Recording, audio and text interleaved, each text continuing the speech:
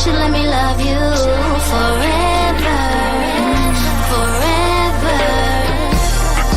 I wanna love you. Will you let me love you forever, forever and a day, day, day, day, day.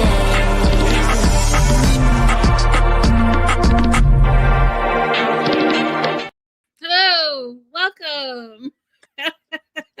You guys, welcome to TMW Online, the Melanated Way. I am Linda, that is Abby. We are covering all things 90 Day to Single Life, Season 5. We're finally caught up after this, episodes 13 and 14, as we hit the tell-all. And let me tell you, first of all, they're random for throwing in an extra hour. I plan my days. All of a sudden there's extra. Listen, y'all. Anyways, overall thoughts, Abby, of the last two episodes, 13 and 14. Just a general overview. General overview is, I don't know why I was expecting any resolutions that I agreed with, but okay, whatever. My overall thoughts were,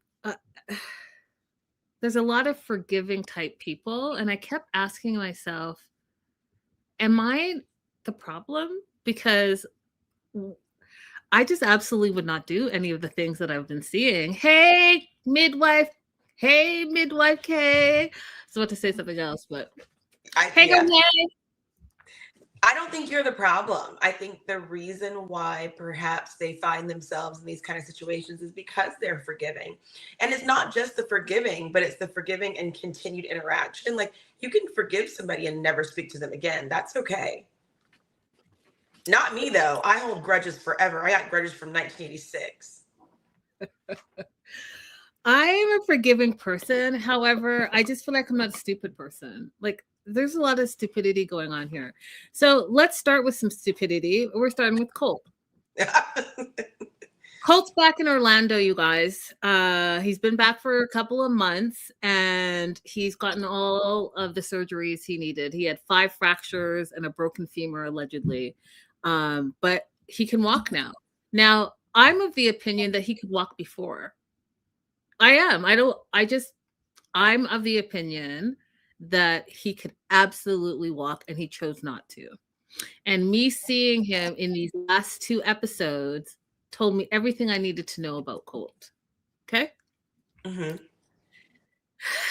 Midwife says, me too, Scorpio here. We have beef forever. Forever. Just like Cardi B said.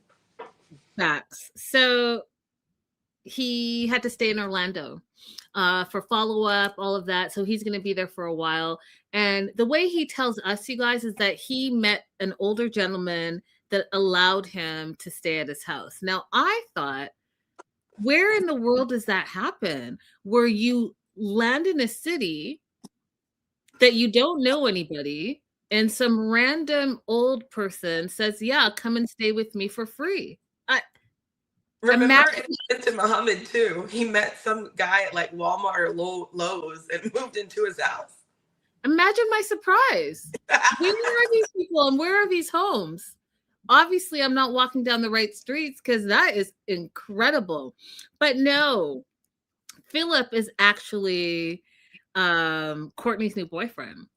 He's divorced, had a spare room. Courtney has been living with him. He's got 3 older kids, I believe. Divorced, spare room. 66 years old. 66 years old, you guys. And Courtney loves him, and they've been going on strong for like 3 months at this point. What were your thoughts, Abby, on the older boyfriend?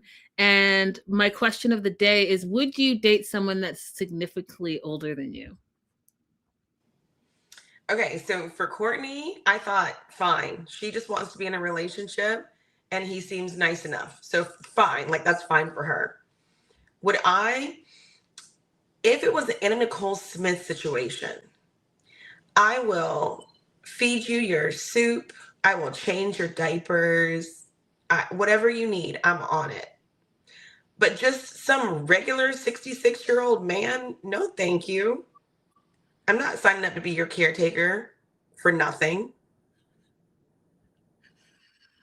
You know, I knew that was going to be your answer. For some wild reason, I knew that that's the direction you were going to go. I don't know. I'm on the fence with it. I'm on the fence. Like, how old is older? Like 66? It's like, well, I feel like as soon as you hit like mid 50s, it is not exactly the age. It's also like how well have you taken care of yourself? Because some 55 years old and 60-year early 60s, some of them are fine, but some of them have really run their bodies into the ground. Like, that's fair. When I hit, let's say 42, 43, I noticed the men my age were starting to just fall apart. Their skin doesn't look good. They don't drink water. They don't eat vegetables. Like, they just started like deteriorating. They look like they're decaying also. But the ones who actually like are taking care of themselves, they're doing okay. But there's more men who fail to take care of their bodies getting into these ages than women, though. That's true. Midwife says, yes, he's got to be rich too, because otherwise, what's the point? And hey, Mia, yeah, I'm gonna sit on it. I'll get back to you guys. I think that it has to be mutually beneficial. I mean, exactly. Especially if you're giving up your youth, you know what I'm saying? Like, you got to want the same things as that person, or else it's not going to work. So, anyways, I agree with you. This is perfect for Courtney. Courtney wants to be in a traditional type where she can be the caregiver. Like, she was already the caregiver for Colt, but she was getting nothing out of it, like literally nothing out of it. He was sponging off of her and leeching off of her and all of those things. So this is a way better situation. It does seem like Philip is a man of means. And so what did she say? Wait, you need to read my comment before.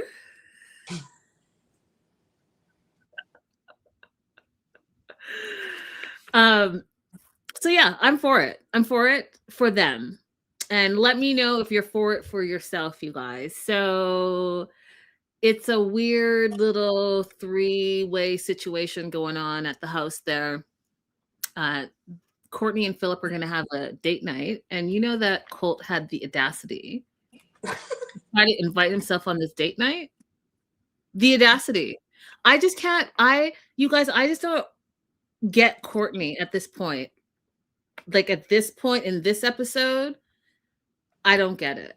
Yeah, I don't either. And I was going to ask, for those of you, I didn't watch something wherever it was that Courtney and Colt first met. I didn't watch that, whatever that is. She keeps saying she feels responsible for him. Did she trip him and he fell and that's how he broke his leg in the first place? Like, why does she feel responsible for him, for those of you who watched that season? Yeah, it's not the last resort. It was like this, you know, when they all went to the island and Soulja Boy was there. I can't remember that spinoff, but that's where they met and he fell for a second time there. Like, he's always falling and breaking his legs. And I have a theory on that too, but I will. It's because he's lazy. Is that your theory? He's 100% lazy, so he's not used to walking. So anytime there's an activity, he's falling over. Just go for a walk, guy. Do some things. Have some activity. This lying around and like lifting up your leg like you're a ballerina is wild to me. And the fact that you also think it's okay to wear Speedos anywhere you go is... So Courtney and Philip met at a bar. They've been dating for months. And here's where I think also when you date older, there's a shorter timeline for like the courtship, I think, because they've been dating 3 months and they already live together. And then we find out by the next episode that there were some other major steps that happen. And it's just like boom, boom, boom, boom, boom.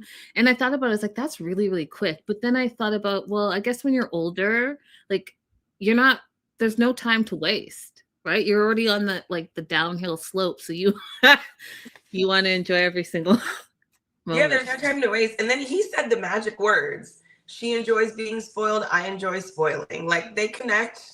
They're in alignment on this. So why not go ahead and do whatever that you want to do? 100%.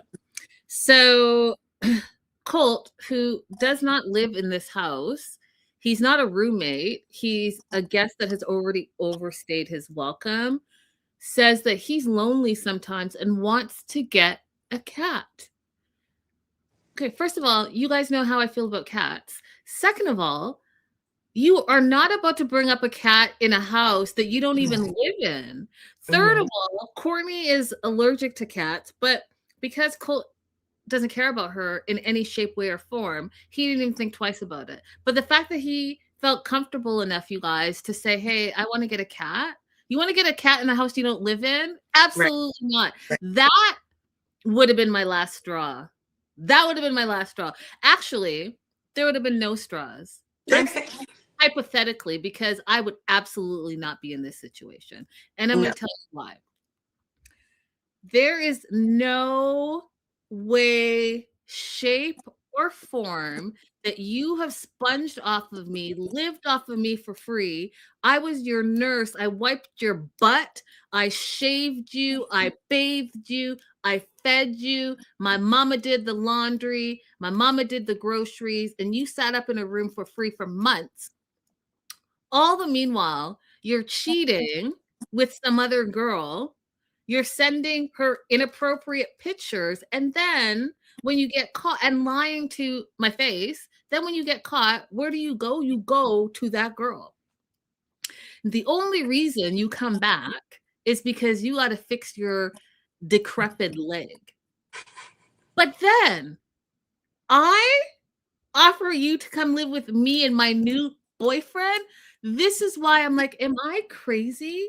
Am I like cold-hearted?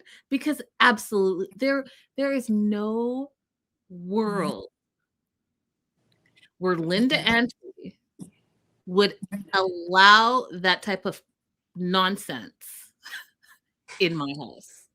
So I have a question for you. This is a scenario that I've seen about, community on Threads. There are two siblings. One sibling has 4 kids and is about to have a 5th kid. And they asked their other sibling if they could keep the 4 kids for 2 days while they go to the hospital to have the 5th kid, and no, they're not offering to pay any money. So do you do it or not? Is that your full blood sibling? Yes. Absolutely, you do it. Okay. So the conversation on Threads has been like, are you really a part of your community? And what do you think about family? Because there were a lot of people who said no. Oh, I don't know. There were a lot of people who said no. And I was just looking at the question like, I don't even think my sisters would have to ask me. That's the thing. Listen, my brother has a bunch of babies, and it's not even it's a, hey, you're picking up the kids. Oh, I am? Yeah. Oh, and by the way, would you mind, like, it's not even a, I don't know how y'all do it. Africans, absolutely not. Those kids are your kids. They're the family's kids. Right. Yes, they belong to the whole family. That's it. The kids belong to the whole family. But this situation is completely different. Colt is not related to us. He's already betrayed us. So no, we're not going to extend any courtesy to him. And I would be remiss if I didn't say Phil is playing a dangerous game here. Because when you let somebody live in your house and get mail at your house, you are potentially creating a situation where they're going to be allowed to squat in your house. That's happened to me before, you guys. Oh, I ended up moving because I couldn't take it. This girl from my church, so you would think that she was a good little Christian girl, was squatting and she would not leave. And she was not paying rent. And I was doing it out of the goodness of my heart. And finally, I had to just leave. I had to leave. Hey, Raydella, hey. So Philip is kind of done with it though, right? Like he's like, I appeased my girlfriend, my new girlfriend, because I just, when you're in that new phase, right? but he wants Colt out because they really don't have any privacy. And again, it couldn't be me. He says they can't even sit in his own living room because Colt's bedroom is right by there and they have no privacy. When I come home, I need to be comfortable. I need to be able to do whatever I want. Absolutely not. I step in every single corner of my apartment. I'm trying to get my rent's worth.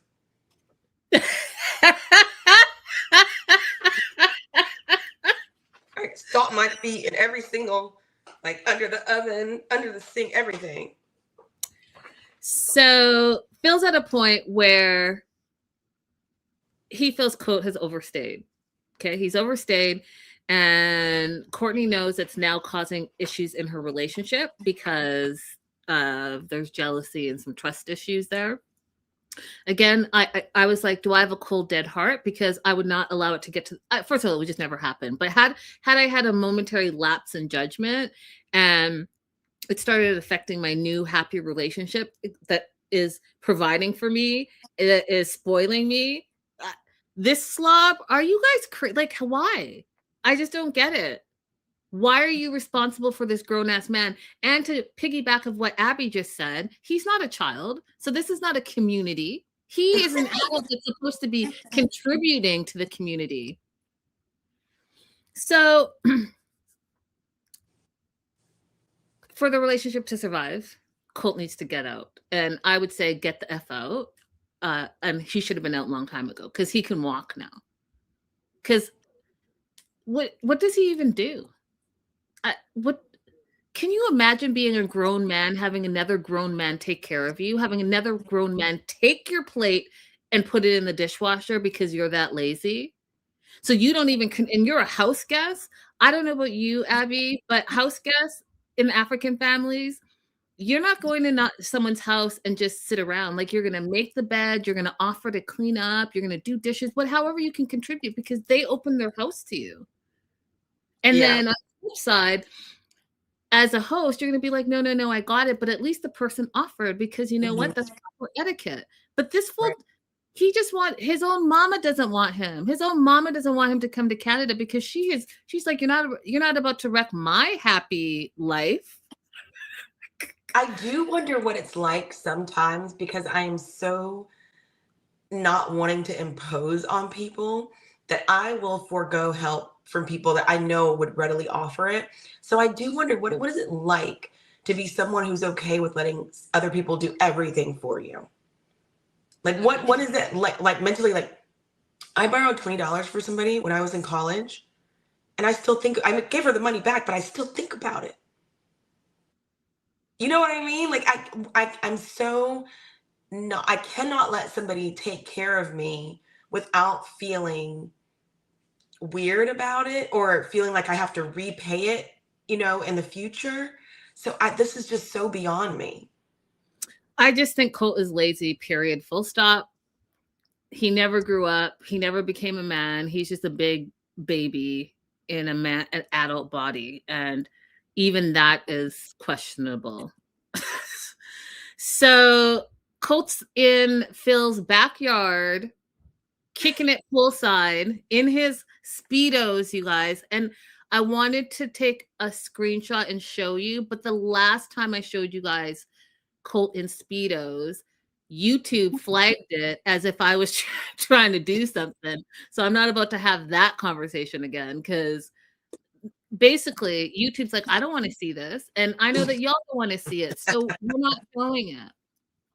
But I want you to picture Colt in a Speedo, his leg up like a ballerina, sitting on your lawn chair, doing nothing.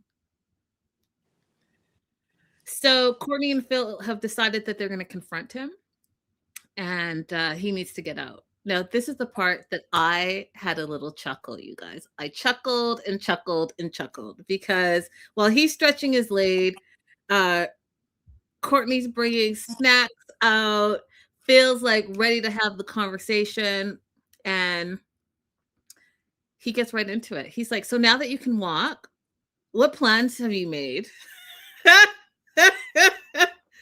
Because it's time for you to move on. And Colt's like, oh, it's time for that conversation. Yeah, fool. You thought that you were going to squat here forever? Because he would, if they didn't have this conversation, he would have stayed for as long as he stayed. Oh, he was trying to get a cat. Was trying. Like, it's like the person who walks into a meeting asking for a raise, and they're like, "No, we're firing you." Yeah, exactly. So you need to get out.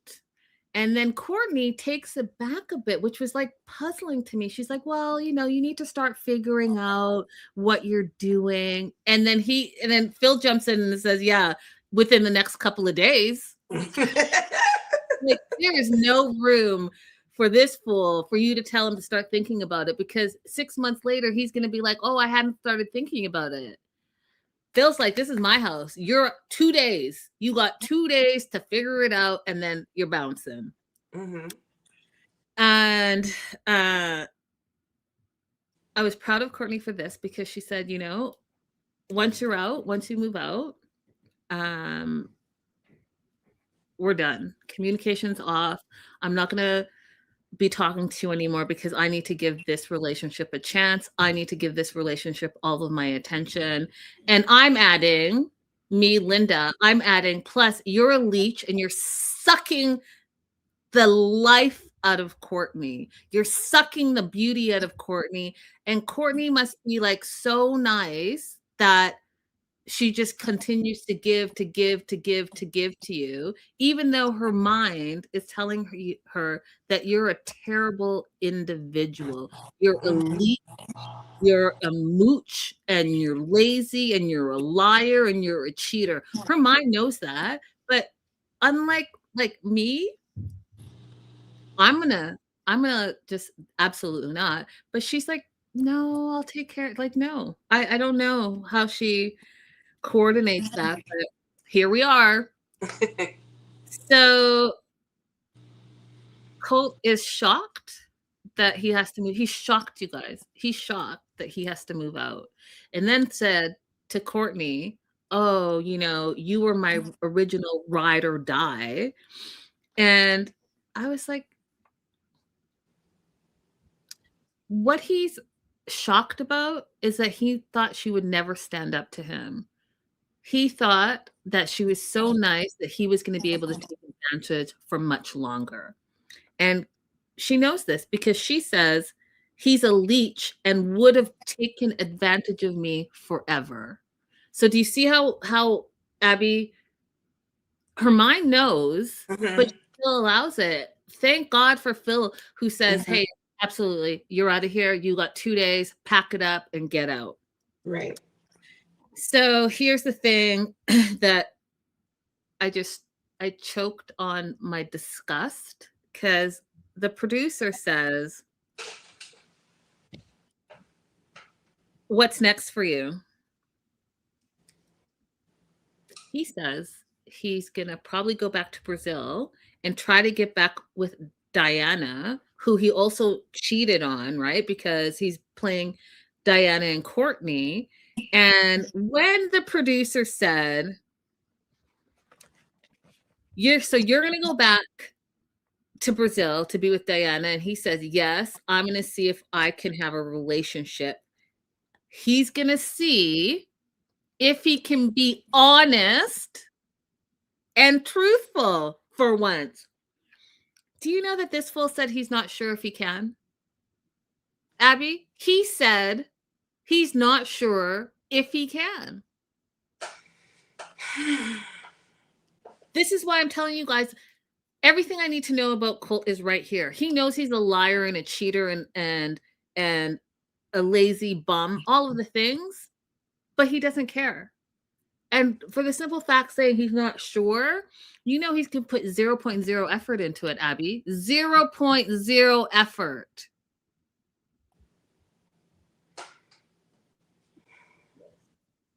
Karaoke Cindy says the manipulation is strong. Listen, that's the one quality that Colt has. He knows how to manipulate a situation. He knows how to manipulate people. And unfortunate. I still don't get it, and none of you have explained it to me how he's even able to be with these beautiful, strong women. I just don't get it. And it's not, and I keep telling you guys, it's not anything down south, because my pinky finger, I don't know if you were here, Abby. Did I show you the example I gave of what was a more realistic? But go ahead and do it for all the newcomers and the replay gang. Yes. See this? See this? This is accurate. Do you see that this is my earphone? Do you see this right here? This is I am not, you can ask Raydella, midwife Crystal, any of my women, they will vouch that this is not by scale. This is accurate. And you see how with cameras it's manipulation. Like this looks, oh, okay, that looks pretty, sizable. But like when you put it to frame, accurate. And then you got to dig for it too.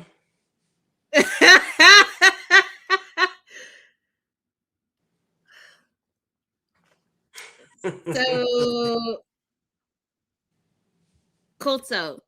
That's it.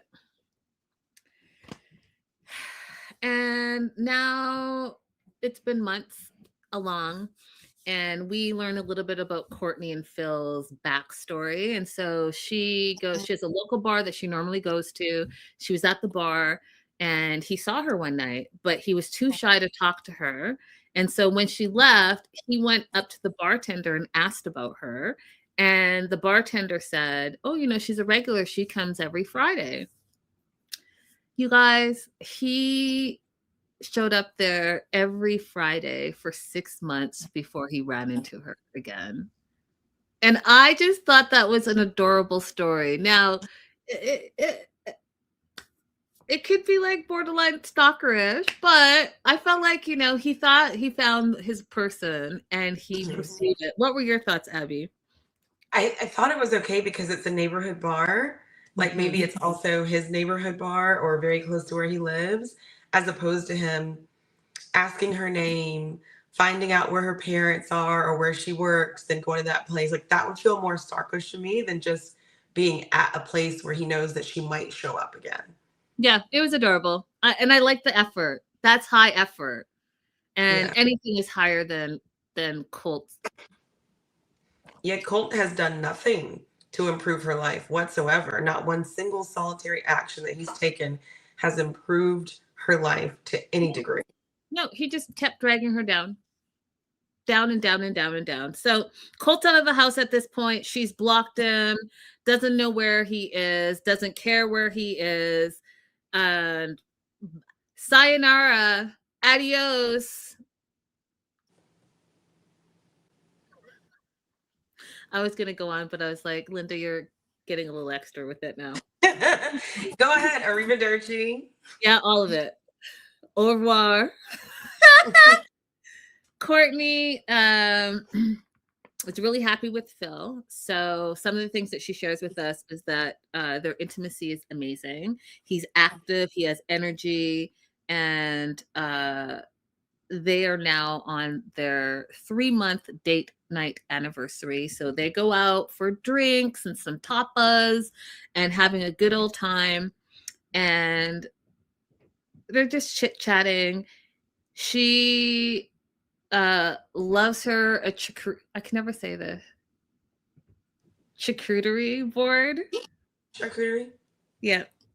Mm-hmm. And he loves oysters. And I just thought that said a lot about their personalities. But I love both of those things. I love all of those things.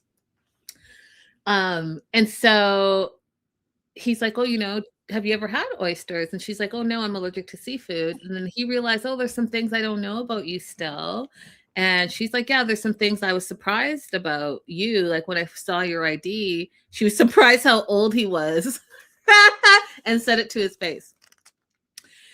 And so the other thing that she's surprised with, and you guys, I was surprised, and I don't know how y'all do it because, like, I don't drink soda, but 12 sodas a day, isn't that a little like too much sugar? That is a lot of sugar. I did a summer program one time and lived with a lady who drank 12 Pepsis every day. Her garage was cases and cases of Pepsi. I could not believe such a thing. You know who's like your blood's just pure sugar. You know who's like that too? Angela. Oh, I believe it. She has a whole fridge of just Coca-Cola. I believe it. That lady looks like she's never seen a vegetable in her life. Yeah. Ugh. So intimacy is great. All of the things. And then Phil says, you know, now that Colt is finally out of our lives, I really feel like we need to go to the next level. He says, I love you.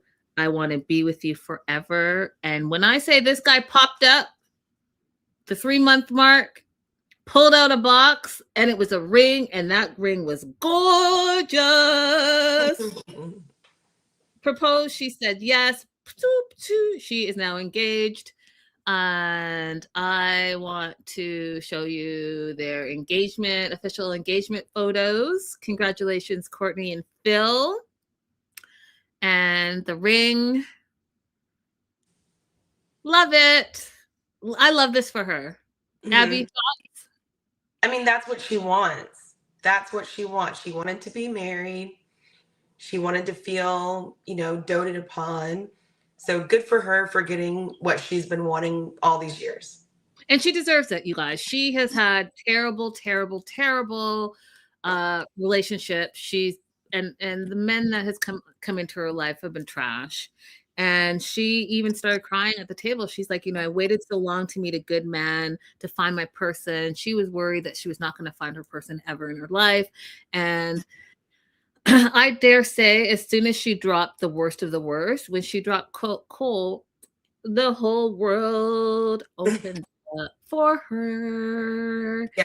And yeah. I believe that sometimes, I'm going to say God, and you can say whatever you believe, but sometimes God is waiting for you to drop the dead weight in order to replace it with something more spectacular.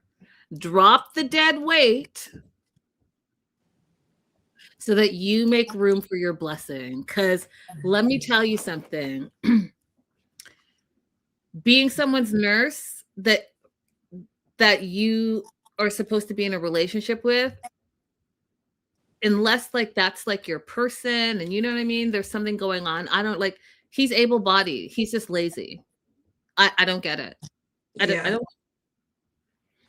I mean, there's a Southern saying that you have to get out of your own way. Maybe it's not Southern, but I mean, I've always heard it when I was growing up. Get out of your own way. That sometimes you are the source of your own problems. And once you get out of your own way, you make room for better things to be in your life.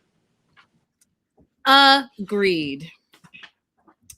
Moving on, unless you want to add something else. No, let's go. I'm so excited.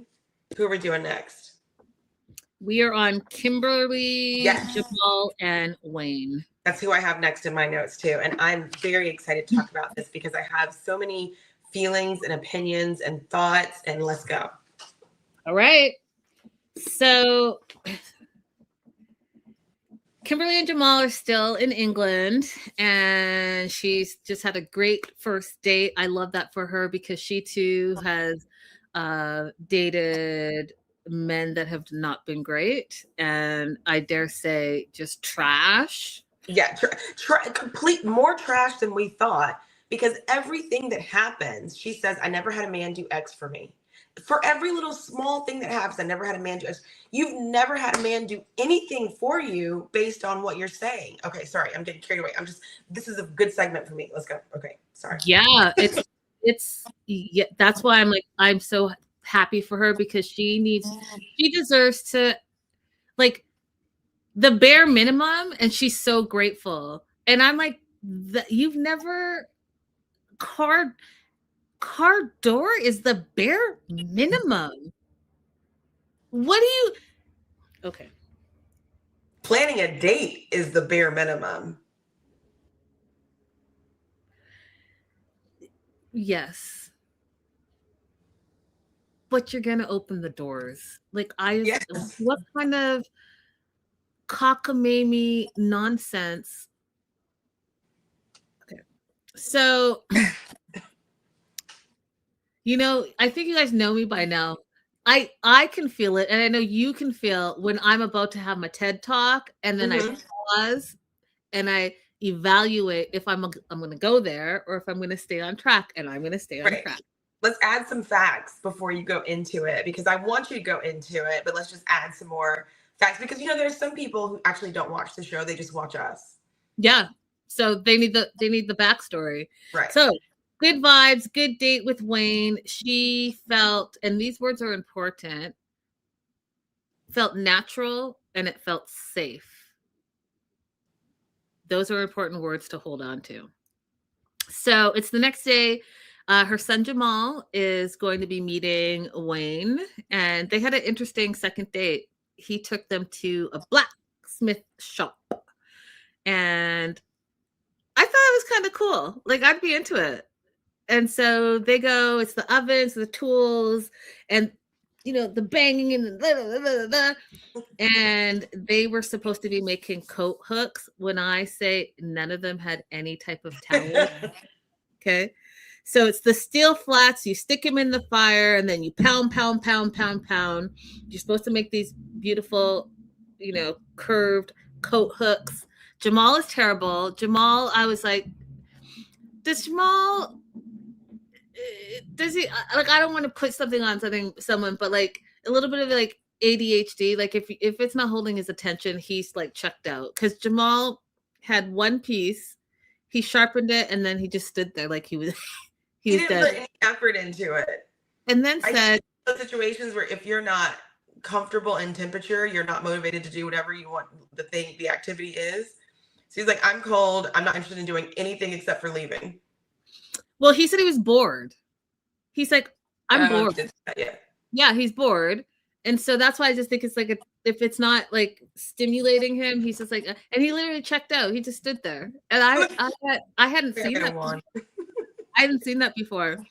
And my note says none of them completed. Even Wayne, who looked like he was getting it together, he just got one little side hook done. And so between his side hook and Kimberly's side hook, and I guess Jamal's straight piece, I guess they could have welded that together and something, but that's not what they did, you guys. It was terrible. So they ended that, and then we find out that they're going to go to the pub later for some pints, and Jamal and Kimberly are going to be there, and Wayne is going to introduce Kimberly to his two daughters. Now, the thing I think was interesting, you guys, is because yes, it's long distance, and so there's a shorter amount of time, so everything gets sped up a little bit. But I thought it's so fast to bring in the family, in my opinion. And I know Jamal was there, but Jamal was there more like a safety. My mom picks terrible guys. I want to make sure, this guy's not a tool, But for Wayne to say, hey, this is my love interest. I don't know. What were your thoughts, Abby? Because I thought it was quick. So my thoughts were that if these were young children, that it would be way too early to be exposing them to the person that you're considering dating, because they haven't even agreed to be in an exclusive relationship yet. But I think because they're older and because their parents seem to acknowledge that they have some deficiencies, that they're looking at their children as partners, but as adults, rather than these are my children. These are adult friends who can also offer me an opinion and insight into what do they see about this person. That's how it felt to me. Not like I'm introducing you to your stepmother or who could possibly be your stepmother. It was like, no, here's a lady I'm interested in. Get to know her. Tell me what you think about her. Fair. That's a really good point. Cherokee says, he seems like such a great guy, but I don't think he's into her. I'm going to pause on my thoughts for that for a second. So they're going to the pub. Jamal likes Wayne, thinks that Wayne gives good vibes. I think the same thing. He does give good vibes. I like that he can communicate. I like that he uses his words and expresses exactly where he is in the moment. And so on the car ride home from the blacksmith, before they get to the pub, Jamal says, listen, we're meeting his daughters and all that stuff. And if they ask me any questions, I'm not going to lie. And he's specifically referring to the truth about his siblings, that he is not the only child that Kimberly has. And then Kimberly got super defensive and she got upset and she's like, Jamal, it's not something you could say over the phone. I need to tell him in person. And then Jamal got upset and said, this is all on you. You're the one that had the kids and it's not new. You guys have been talking, FaceTiming for like 3 months before we even got here. So this could have come up at any time. What I'm saying is that I'm not going to lie. And you guys, I have to say, so Jamal said you should already told him. And I have to say, I agree with Jamal in this moment because first of all, he's your child. Even though he's an adult, he's still your child. And you put this whole thing in his life that he has to sort through still and has been sorting through. And this lie by omission, that's your lie by omission. He doesn't have to carry that burden for you. Mm-hmm. So I salute him for saying, hey, listen, I'm not going to lie for you because I'm not going to be a liar in this moment. I'm going to tell my truth. And if my truth includes your lie, that's on you. What were your thoughts about it? I know you had some thoughts about it before. Yeah, I feel the same way. I feel it even more deeply that it's not just he doesn't have to lie, but he spent several years being her secret keeper because he found out about the one child several years ago. And he's only, more recently found out about the son, the brother. Imagine the weight of him as a child being forced to be her secret keeper for years and years and years because she's not ready to confront this truth. And now he's at a point where he's just like, I'm not doing it anymore. You're not making this my responsibility. It's your life. It was your choices. You deal with it. I'm not taking this on as my responsibility anymore. And I feel so sorry for all the years that he's dealt with burying that situation. Mm-hmm. And I just feel like it's all coming out. I know there's a lot of people who have watched the show and they feel like he's being very hard on her and very mean to her. And I just really think that they don't understand what it's like to be a child who's made to bear a secret for your parent. Mm. I mean, yeah, I just think that he had a right to say, I'm not going to lie for you. Right. He did. And it was her job. If you don't, and I don't believe that whole like, oh, I couldn't say it over the phone. I have to say it to your face. I don't believe that either. People use that as an excuse to keep information from people all the time. It's not right. It's not right. You need to tell people things in the course of the conversation or learn how to say this. I have one child that I raised, but there's more than I need to say to you about that, or the topic is actually not that simple. Learn how to let people know that there's more information coming. Don't just be like, oh, I had to wait till I was in your face to let you know. And then, some devastating information, come out. And I really hate that. A lot of people believe that premise of, oh, I'm going to wait and tell them until we're in person because I can't say it over the phone. No. I mean, she had a lot of opportunities to tell him, and I'm going to point out another opportunity that I thought she should have taken that she didn't. But so they get to the Grapes pub, and before they go inside the pub, Kimberly realizes that she had an attitude in the car and she should have not been defensive towards Jamal. And so she apologizes to him. And did you, Linda, feel like this was really an apology? I did. I didn't think it was, because she said, I'm sorry but I get defensive and I can't help that. You're an adult. You're in charge of your emotions and your feelings, and you can help that. If you chose to, you can. But instead, you choose to put it on your son, and now you want to give him this quick apology in hopes that it'll change how he reacts, any questions that might come up when you go inside the pub. It was self-serving. Interesting. Okay. That's I can see what you're saying.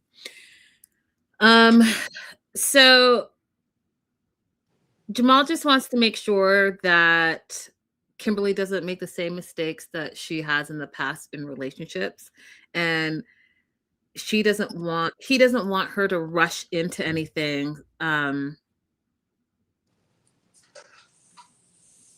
because of her mistakes. Now they meet up with Wayne, and Wayne is in the same mindset, and here's where I feel it was a missed opportunity for a conversation that could have been had in the moment where all the players are involved. So Wayne explains he too doesn't want to rush into things because at the age of 20, he got a woman pregnant.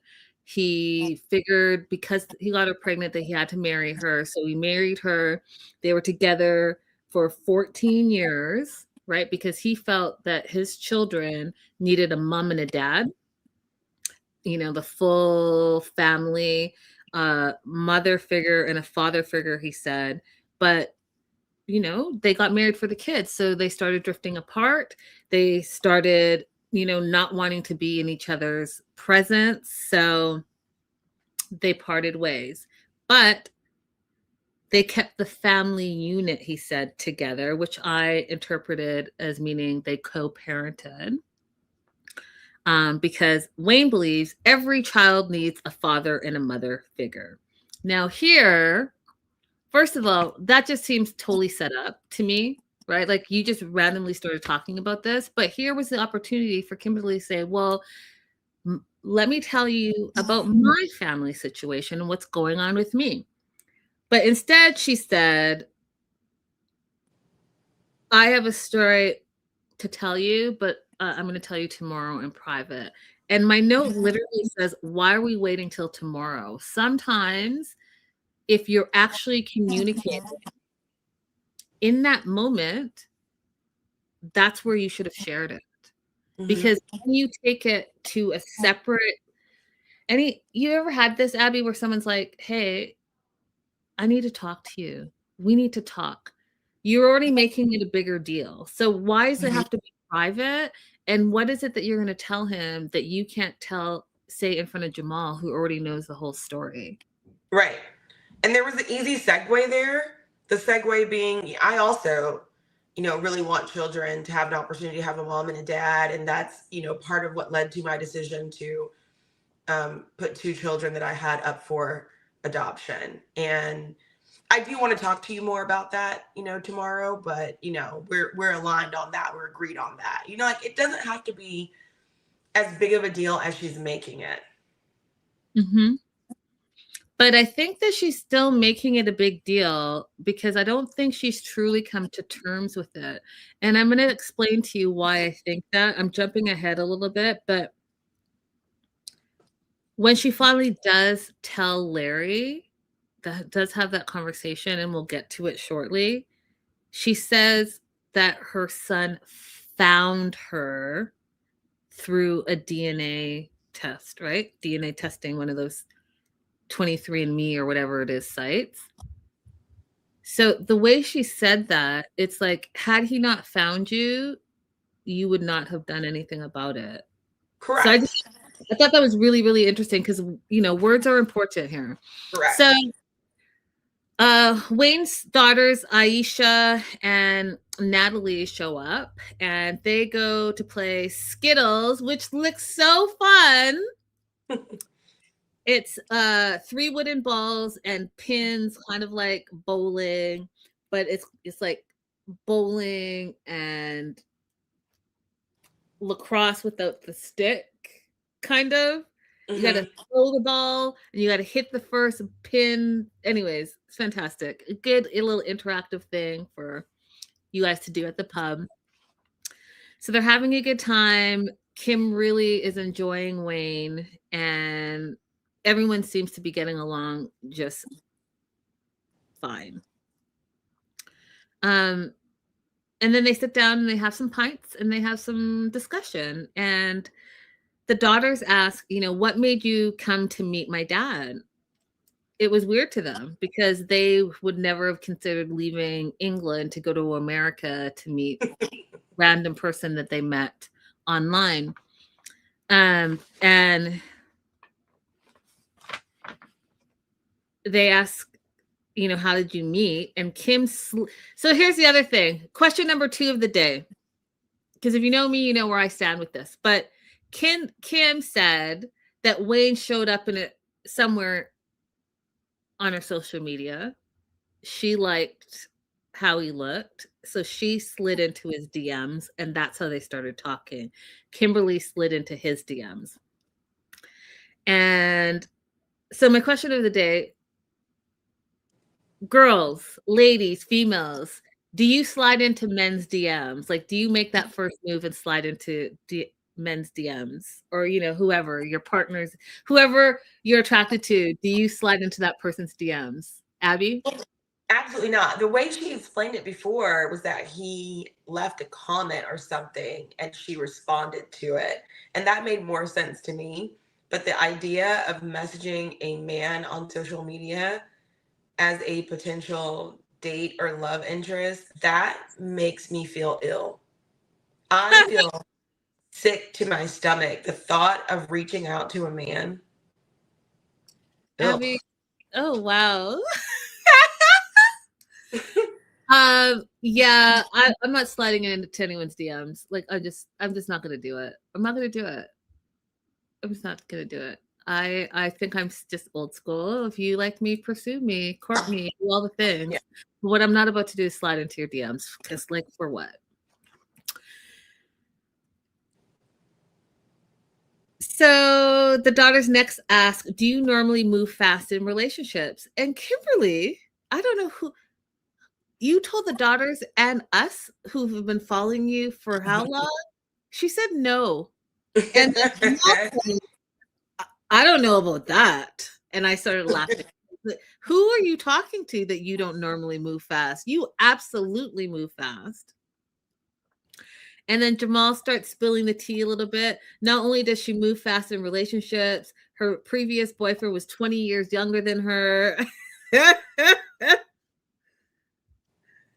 So those are like kind of her red flags. Mm-hmm. Kimberly asked the daughters, what are some of Wayne's red flags? And the first thing they said was that he morphs into the other person. And the example they gave was a previous relationship he was in.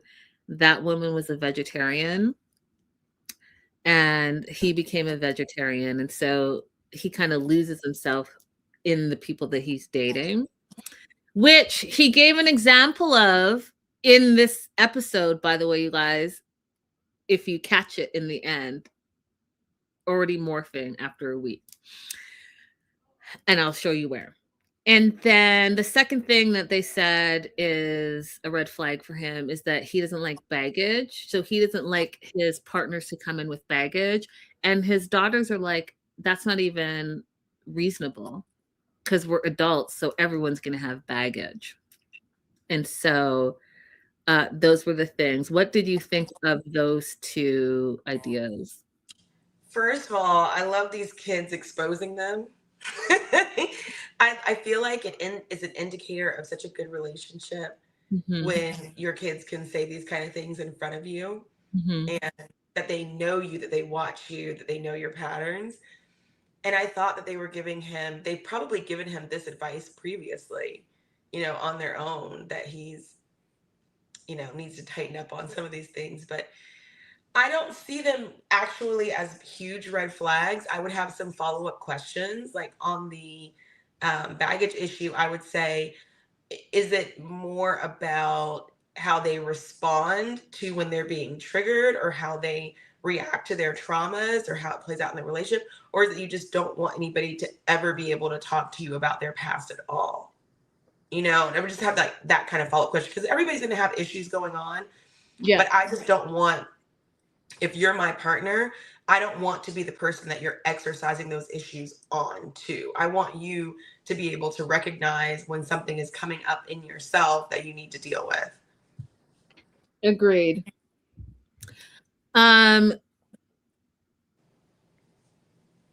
So things went well with the daughters, and they had a great time. The night ended. They went their separate ways. And then the following day, Kimberly and Wayne had a one-on-one date. He was making dinner for her. And so he picks her up to bring her to his house. And she's worried that he's not going to accept her because of all of her baggage. Now, one of the interesting thing is she held on to that because the daughter said it, but he actually never said that. Like, she didn't hear that out of his mouth. It's their impression of how they view some of the things that they consider red flags in their father. But she held on to that. And it's important for you because later on in this episode, she brings it up. They get in the house, and I just thought, I don't know about you all, but again, I might be the one that I just think differently. But if I come to your house and you have a picture of me, you have a drawn picture of a picture I sent you in a frame in the house, it's gonna be a little weird to me. It's gonna be a little weird. I thought it was weird until I realized that it was a gift. It wasn't like he put it there to keep it there. When he was like, oh no, it's for you. A friend of mine drew it. It's for you to take. I was like, oh, okay. That's fine. And I agree. That's great. But it was literally up in the house. Like, if it's a gift, like, it should be, wrapped as a gift, set aside as a gift, in a bag as a gift. I don't know. But up, yeah. Very Silence of the Lambs. But it was a gift, and it was very sweet. Kimberly didn't like it because she felt it portrayed her looking older than she sees herself. Because, that's something else, right? Like, how you see yourself and how someone else sees you can sometimes be totally different. Yeah, she was like, they didn't put the filter on. Now, y'all,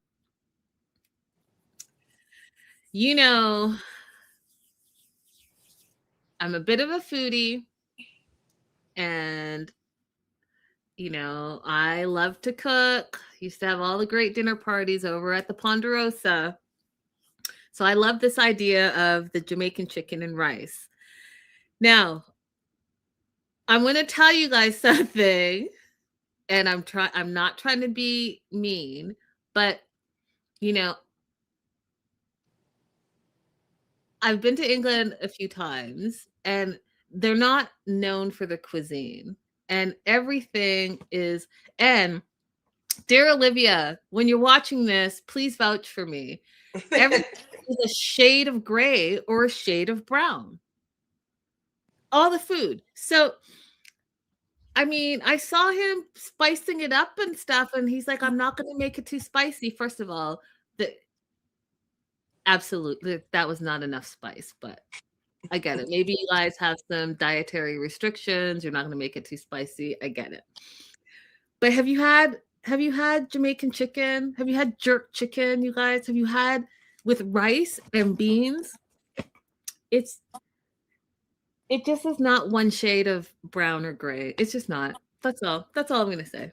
But for some reason, England has that ability to just make everything one shade of gray or one shade of brown. Yeah, I don't know. Like, I watch all these people go and get like takeaway in England, and they post it on their TikToks, and it's all just the same color, and then they add the gravy, and it's just sad. I know, like, there's you just need a splash of color. Like, how do you have a red pepper and your red pepper looks brown in your food? I'm trying to figure it out. how he was married for 14 years and he said that he never cooked for anybody. I mean, that was a whole conversation I was not prepared to have. I was not prepared to have. I was like, I'm just going to keep it pushing. I don't think your mom wants anybody to tell them that that's her recipe. I don't think it is really your mom's recipe. I don't think that. If my numbers are correct and his mom is a Windrush Jamaican, she don't want nobody to know that you're telling them that that's her chicken. No, and she's gonna call him and say, "How dare you say that is what I showed you to make?"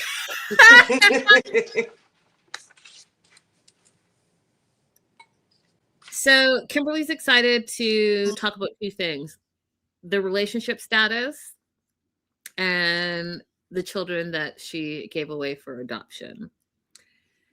So they sit down while the food is cooking to have this conversation, and y'all just all of you guys, Liz and Vanya, all of you guys with the sit downs and the sit downs and the sit downs, like after a week, you're having, I just can't. I'm going to tell you what, like, it's been a week. It's been a week, but let's do it. So I know it's a long distance relationship. Are you willing to give it a try? You know, are you my boyfriend now? And he says, you know, he's fine with what we're doing now. It's working. And he gave me Tony vibes in this, where here's the thing. You are standing up to who you are. And I respect the fact that you're saying, hey, you're not going to pressure me into a relationship. He's like, you know, I don't like pressure. It's relationships scare me. He says, I've been on my own for a while and I enjoy it. So I don't want the pressure of, you know, saying we're this or saying we're that. That's literally what he said. And I want you guys to know that when men tell you who they are, believe them the first time. If he's saying, I'm not ready for a relationship, and then you then say, well, are you my boyfriend now? He's saying, no, I'm not ready for a relationship. Believe him. You're not going to change his mind tomorrow. You're not going to change his mind in a month. This is the mindset I'm in. I'm not ready for a relationship right now. Great. You can decide if you want to move forward with that or not, but believe what they're saying. So Kimberly's like, okay, that's fine. We can see what happens. You know, I really have a connection with you and I really like you. And so we can just, you know, kind of go with the flow. I didn't believe that for 1 minute. I think that you're looking for a relationship, and that's why you said, are you my boyfriend now? Correct.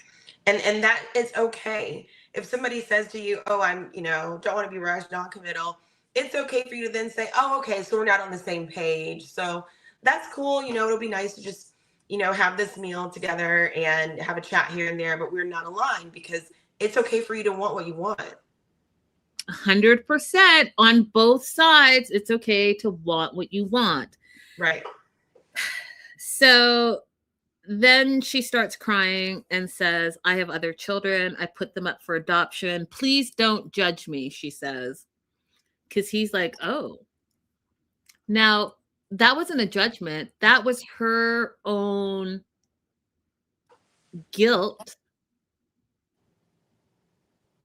and not having dealt with it yet coming out. Because what he says, okay, and then she says, you know, this is my baggage that I have. And then he says, you know, don't say that. Don't call it baggage. It's your past. We all have a past, and it's not a big deal to me. I'm happy you told me your story, but we all have a past. So I don't focus on the past, he says. I concentrate on the future. Bravo for that. Bravo for that, because what I was seeing was that you were already trying to make this situation that you feel bad about worse, and you thought you were going to be condemned. And that shows me that you have never been in a healthy relationship where you can communicate and share your feelings and express who you are and express vulnerability. You've never had that. You're coming in with shame and judgment, Mm-hmm. and Mm-hmm. putting all of that heavy energy into this conversation, Mm-hmm. expecting a bad scenario. So you're already preempting being judged when no one's judging you. So Right. that's interesting.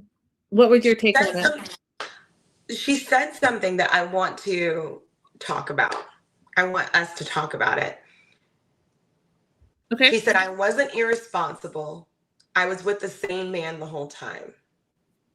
Did that sentence strike you in any way?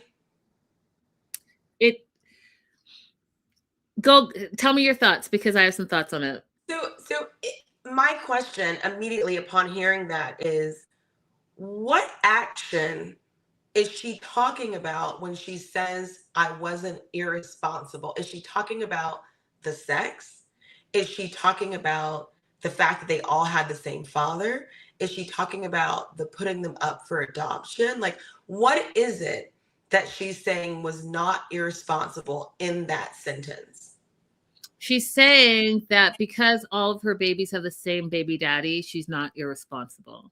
That's what she's So saying. she's making a judgment against people who have multiple baby daddies and saying that she's not like those girls because all her children she gave up for adoption had the same father. Is she still trying to place herself in some kind of hierarchy of goodness? It's a good question.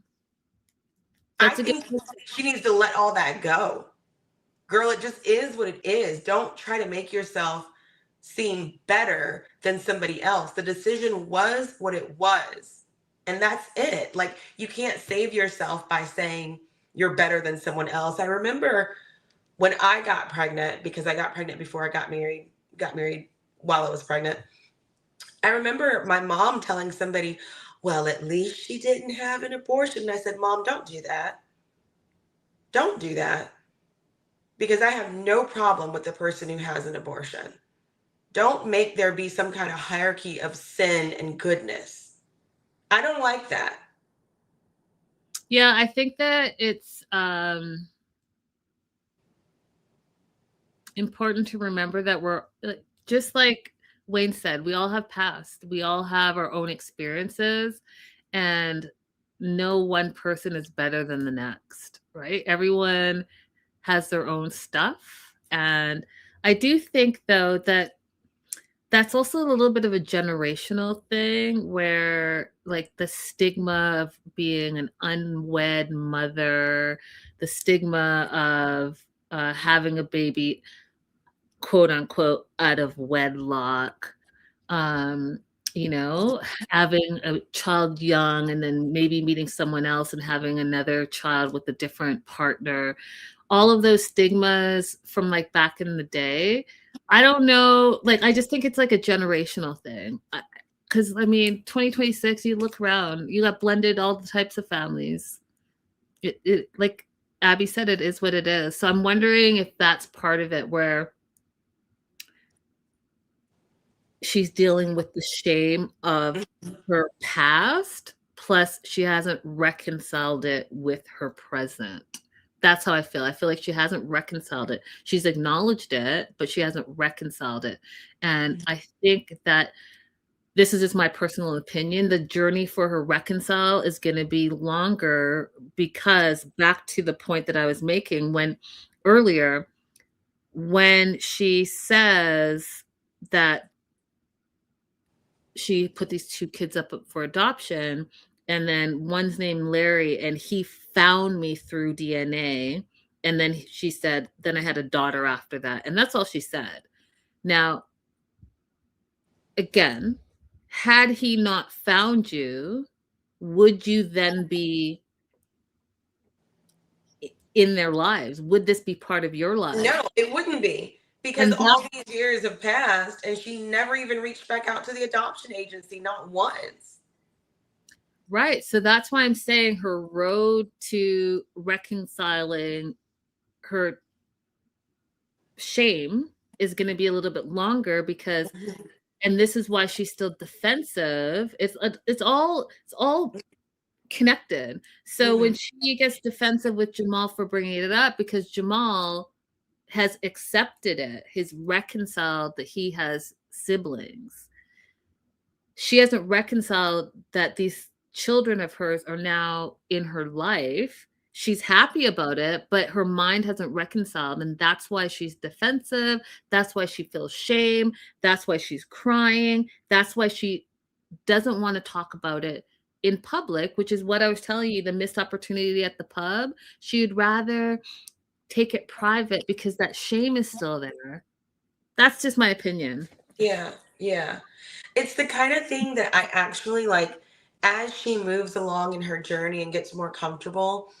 I'd love if she ever did like a deep dive or reflecting on some of the statements that she's made, because this statement in particular was just really fascinating to me. Growing up in a purity culture environment, you are told that, you know, this thing is so important, this virginity is so important, and that your sexuality belongs to Christ. It belongs to the man that you married. Like, it never belongs to you, right? And so just thinking about all of that, and then for her to say, I wasn't irresponsible, is quite interesting to me. Because I will tell you, I was irresponsible. I was irresponsible a lot.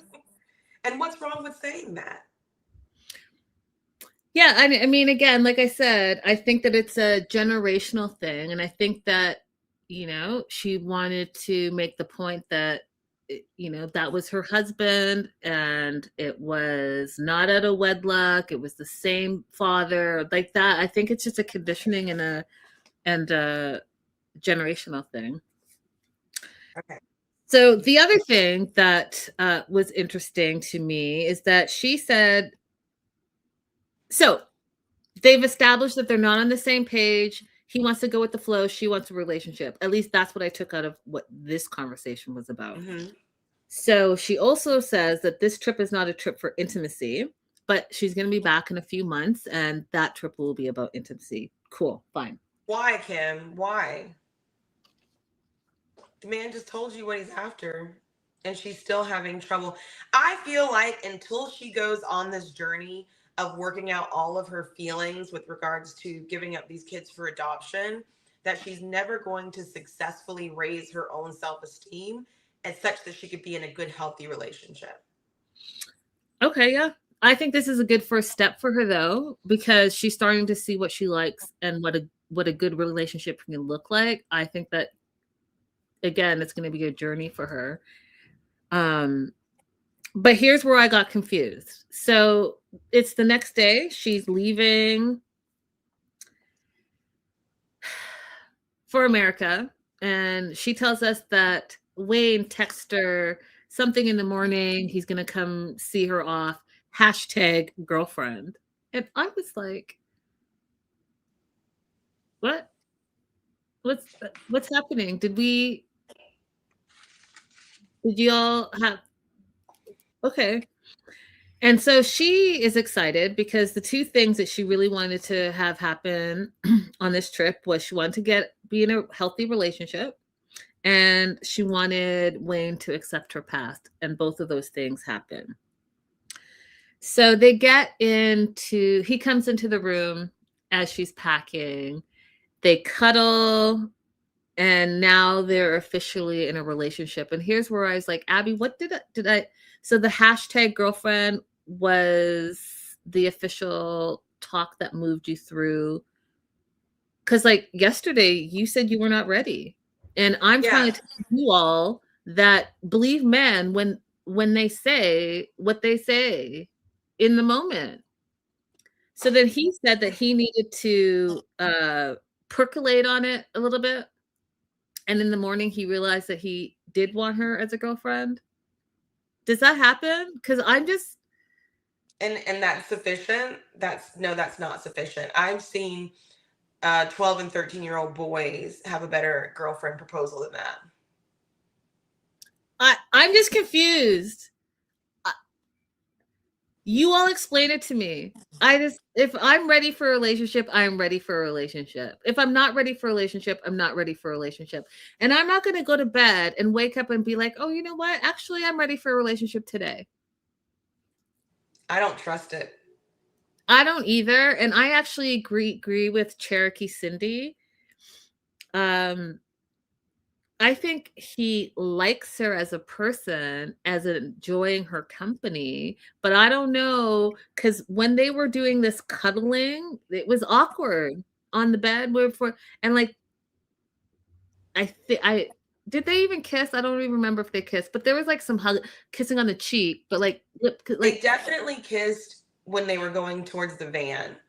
Yeah, but not in the But bed. I don't remember any kissing while they were cuddling. I could have missed it, but I don't remember any. No, I don't think it happened. But yes, the way to the van, they had some pictures and some pecs. So we'll see. I mean, she seems happy. He seems happy, going at a slower pace. And maybe that's what that looks like. What else do you want to add to Kim? That's it for me, for my thoughts on Kim. Hey, Silver Linings. Hey, girl. Hey. All right.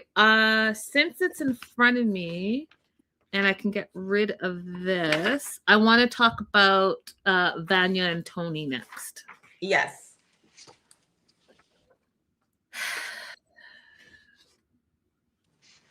I have feelings here too, but not about Vanya and Tony. I have feelings about Vanya and Tony's parents. Do you want to go first? Yeah, let's talk about it. I mean, his parents are very religious Christians, and they want his partner to be as well. Vanya explains, as she's explained before, but I appreciate them rehashing it for us, that because she comes from an area that was war-torn over religion, we're letting her define what that war was about. We're not going to argue with her about it.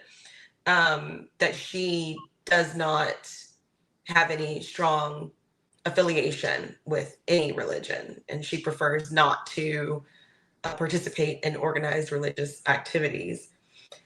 I personally think, just scooting all the way to the end, there were some questions that the mom specifically asked her, and she said, no, I'm not interested in going to your church. I'm not interested in being a part of a church. And then mom says at the end, I'll pray for you. To me, when a Christian person says, I'll pray for you after we've already had a conversation about how I'm not religious, that's passive aggressive. I don't see it that way at all. But I understand you saying. Oops. If I'm telling you that I'm not religious and I don't want to be a part of your church, and you say I'm going to pray, you're saying that you're going to pray that I feel differently, that you're discounting whatever happened to me to bring me to this place, and to know in myself that I'm rejecting that religion, that you're going to pray that my mind changes. If you want to do that, do it to yourself. You don't need to tell me that. I'm going to respectfully disagree, but I don't want to have this conversation quite yet because I want to get to that part. But I understand what you're saying, and I see your side of it. I just don't agree with it. Because I wouldn't say to you or anybody else, if I'm having a conversation about how I'm not religious, I wouldn't say to the other person, well, I hope you come out of that psychosis. But I think you're equating someone saying I'll pray for you as a passive, derogatory, disrespectful saying to someone who is non-religious. That's how you're taking that, right? In that context only. In the context of, we're having a conversation where you're inviting me to your church and asking me what religion I have, and I'm saying I don't have one and I don't want to come to your church. In that context, if you then say, well, I'll be praying for you, that is you discrediting what I just said to you. Now, in the context of what happens sometimes is that if I'm talking about something that was difficult, the most common thing is if I'm talking about how my father passed away, then people will say, oh, I'll be praying for you. In that context, I don't think that somebody's saying that to be offensive, because they're just assuming that I'm Christian and that's their way of offering a condolence. But in the conversation where Vanya is saying, I am not interested in being part of your religion, my answer is always going to be no. You're saying, when you say, I will pray for you, that I am discounting what brought you to that place to say that. I just don't agree with you. I think that I just don't agree with you. That's it. I didn't take it that way at all. But again, as a Christian myself, maybe I'm not seeing what you're saying. But if I'm saying to someone, I'll pray for you, even if you're not a non-believer, I'll respect the fact that you're a non-believer, but I'm still a believer, and a form of love is saying, I'll pray for you. It's not a form of like degradation, passive aggressive, I'm trying to change your ways. That's not how. Well, what are you praying will happen? Like if you say that in this exact conversation, not any other type of conversation, but in this conversation where Vanya's saying, I don't want to come to your church. But she's what not is the purpose? She's not. Vanya said, okay, so let's just get through this part and then can we circle back to this? Yeah. Okay, so Vanya is with Tony's parents, and the mom has asked, would you like to come to church with us? Please hold. I just want to make sure that I'm doing the first thing. Yeah, I jumped way ahead. I mean, yeah, there's some other stuff that happens between them before the parents come over, but it's kind of, it's mostly about them finally having sex. Yeah. So I'll go quick, but because it is kind of, to me, it's part of 15 that we totally skipped over because I don't know why. I think my notes wrong. So we're gonna rewind a little bit, you guys. Vanya is being picked up at the airport, and her and Tony haven't seen each other for about 3 weeks. And they make it like a crazy, weird meet cute, like they hadn't seen each other in a year. She runs up to him, runs into his arm. Oh, baby, I love you, I love you. They kiss. It was an awkward kiss as far as I was concerned. She's all happy and in her romance Harlequin novel because Tony has apologized from his baby tantrums that he was having in the last few episodes. And said that he was out of line, he was emotional, and it was all because he missed her, and he missed her so much. But now things are great. He says, I'm lucky to be with you, I'm blessed to be with you, and I'm so happy you're back, and we can never be apart like that again. But she's like, well, we should be able to live our own lives. And there should be trust and there should be communication. And you know what? I'm going to still do what I'm going to do. So if there's a week or a 2 week, like you need to be able to stand up on your own 2 feet. That's her take on it. But she really cares for him. She feels safe. She feels comfortable. We've heard those words before from Kimberly as well. She loves him so much. And she wants to take this relationship to the next level, right? And what does she say she is? She says she is celibate. No, she says she's celibate. Yeah, but she's just abstaining. Yeah, she keeps using the word celibate wrong, but we're just gotta roll with it because she's not gonna stop. Yeah. So, but she loves him. They're boyfriend girlfriend now. She's missed him. So she says, let's take this to the bedroom. And she's worried because what if they're not compatible? And, I tell you guys, sex is important. I don't care what y'all are talking about. I'm going to let you know that I agree with that statement. You need to be compatible. You need to be compatible. Look at Colt and Courtney. It will not work. It will not work if you're not compatible in that department. Period. Full stop. So, they go. Now, this is the part that I know, Abby, you and I will agree on. Okay. First of all, As people who travel a lot, and I am going to speak for Abby as well. For people who travel a lot, I'm going to tell you something. There are two things we're not about to do. Okay. We're not about to fly halfway across the world and come home in our dirty travel airport clothes. And you guys are wondering why there are all these diseases floating in the air. We are not about to come home with those same dirty clothes on and put those same dirty clothes in or on our bed. No. I circled it. I was like, Linda's going to hate this. It's the first thing we're not going to do. The second thing that I personally am not going to do is I'm not about to have traveled from Ibiza to America and not shower. The third thing I'm not going to do is I'm not going to touch up my makeup and not shower and be filthy and have sex for the first time with this dude. What is wrong with y'all? I was like, oh, this is disgusting to me, but maybe he likes it tart. Y'all are nasty and I can't handle it. I absolutely not. So with that being said, they got jiggy with it, and that's all I'm going to say about it because I was shocked and appalled. You're touching up your makeup and you're not showering? Okay. I'm sorry, my note just is like... I know you were appalled.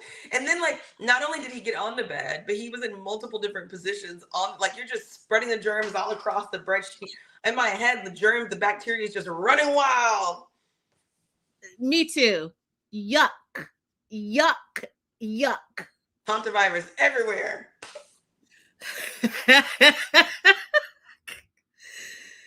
All right, so that happens. So next day, they're meeting Tony's parents for the first time. She's super excited about it. She brought flowers and cupcakes. Now, what I had forgotten was that she's a baker. So I thought she was faking the funk because I forgot she's a baker. So I guess she did bake those cupcakes, but I forgot. So I was talking a little bit of shit in my mind because I was like, is she okay? So she goes to the house. Tony says, my parents are going to want to have some conversations. And, one of them is going to be religion because religion is important to his mom. Vanya explains that she is a religious war survivor from the old Yugoslavia. Because of that and the trauma she has from that, and how the countries, that country got broken up into separate countries because of this war. She just doesn't want any part of it. Then Rainey and Varky arrive. That's Tony's parents. And their interaction at the door told me a lot about their relationship. There was like a formal greeting, like you were greeting your guests. There was no hugging, no kissing, no type of, I don't know what y'all do, but like we embrace up in our family and it's just interesting to me to see how that is for him because it also explains a little bit about his personality to me. Right. It was so sterile. So sterile. And then the parents explain how they met. They had an arranged marriage. They met 3 or 4 times before they actually got married. But they've been married. And I love this because this is so man. He's like, what? We've been married, 40, 50 years? Like, we've been married 45 years on October 15th. That's so 40, 50 years. All right. And they want the same long, happy marriage for their son, happy life and a peaceful life. Okay, so I'm going to skip the part where I was talking shit about Vanya passing off the cupcakes because, again, I forgot that she's a baker. And so Tony says, this is Vanya, she's a vegan baker, she's in medical sales, and she's a dancer. And the mom is like, what she's looking for to camera for her son is someone who's religious, hardworking, and loving. The dad turns to Vanya and says, what kind of dancing do you do? And looking at her side eyes. And she explains she does all types of dancing. And then we find out the mom is a dancer and they bond over dancing. And the mom's like, hey, we could actually, we could go dancing together. And I looked at the dad like, that part. What you're not do is judge her or think she's doing some scandalous business when your wife likes to do the same type of dancing that she does. Hello. We hear again for like the third time that his parents are active in their church, and they ask Vanya, is she, active in any type of religion? And she says no. She was not raised in a religious household. And then this is where the mom's like, do you want to come and see what we do? And then Vanya's like, no, I prefer to stay away. And then the mom's like, oh. And she's just like, Vanya's like, church is not something I enjoy. And that's never going to change. Like, that's just not anything that I want to do. And the dad says, we have a strong relationship with God. And we think like, hey, association with something. And she's like, no. And explains again, Yugoslavia, the Bosnian, and broken up, and the religious war. She explains that whole thing again. And so they kind of change the topic. They talk about like English as a second language. And she explains that she spoke Croatian, and she had to learn English, and she came over and she had to teach her siblings and all of that. And at the end of the day, they think she's nice and professional, a sweet lady, a hardworking lady, but maybe not right for their son. Now, here is the part that I had concerns. And my concerns are this. And I said it in the top, and I say it in Linda's 5 things. First of all, if religion is that important to you, then you need to date someone who is religious, if that is a key factor. The problem I was having here was, why are we only asking Vanya? What's Tony's religious intake? Because we know that the parents are religious, but what about Tony? Is Tony just as religious? Because he was neutral. We didn't hear a peep. Does he go to church every Sunday? Is he a practicing Catholic? Or is it only on the woman to be the religious one and he can just do whatever he wants? I needed to know, because that was going to shape everything that I was thinking. Because from the looks of it, I don't think he's overly religious. I don't think he is a devout Christian like his parents. I just don't see it. And if he is, he should have said that this is important to me. He didn't say it was important to him. He said it was important to his parents,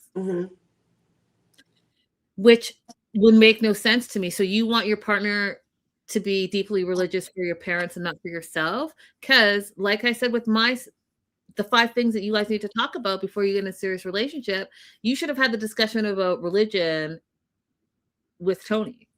And if that's not important to him and it's not important to you, then you guys can move forward. And this is a non-starter. This is a conversation that no one has to delve into. Right. Olivia, we were talking about you earlier. Hey girl, hey. So that's where that's what I think. I think that you're grilling Vanya, but we don't even know where Tony stands. So if it's a non-starter, then it's a non-starter. But then Tony says, oh, I think my parents approve, because more than religion, they just want someone that loves me, and it looks like you love me. So I think that they're going to approve. And I was like, I don't think that that's how it works. Correct. Right.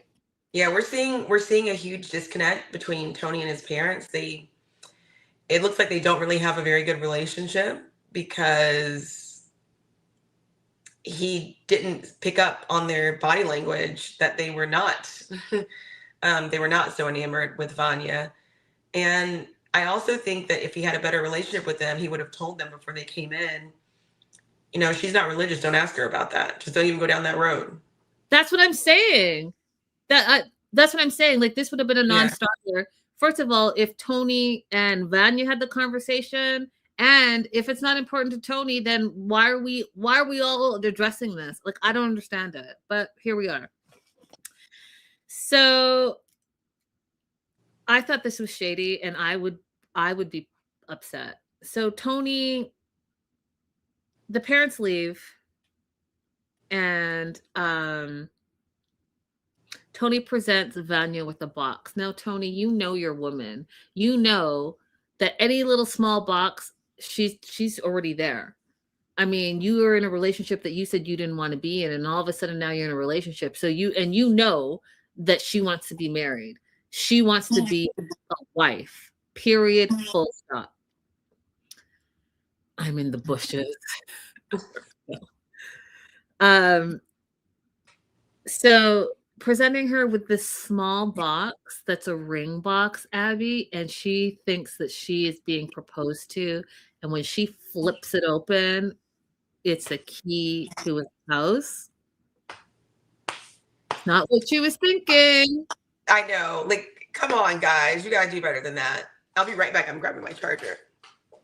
So he wants her to move in, and she thought it was a ring, and she literally says, I'm not looking for a roommate.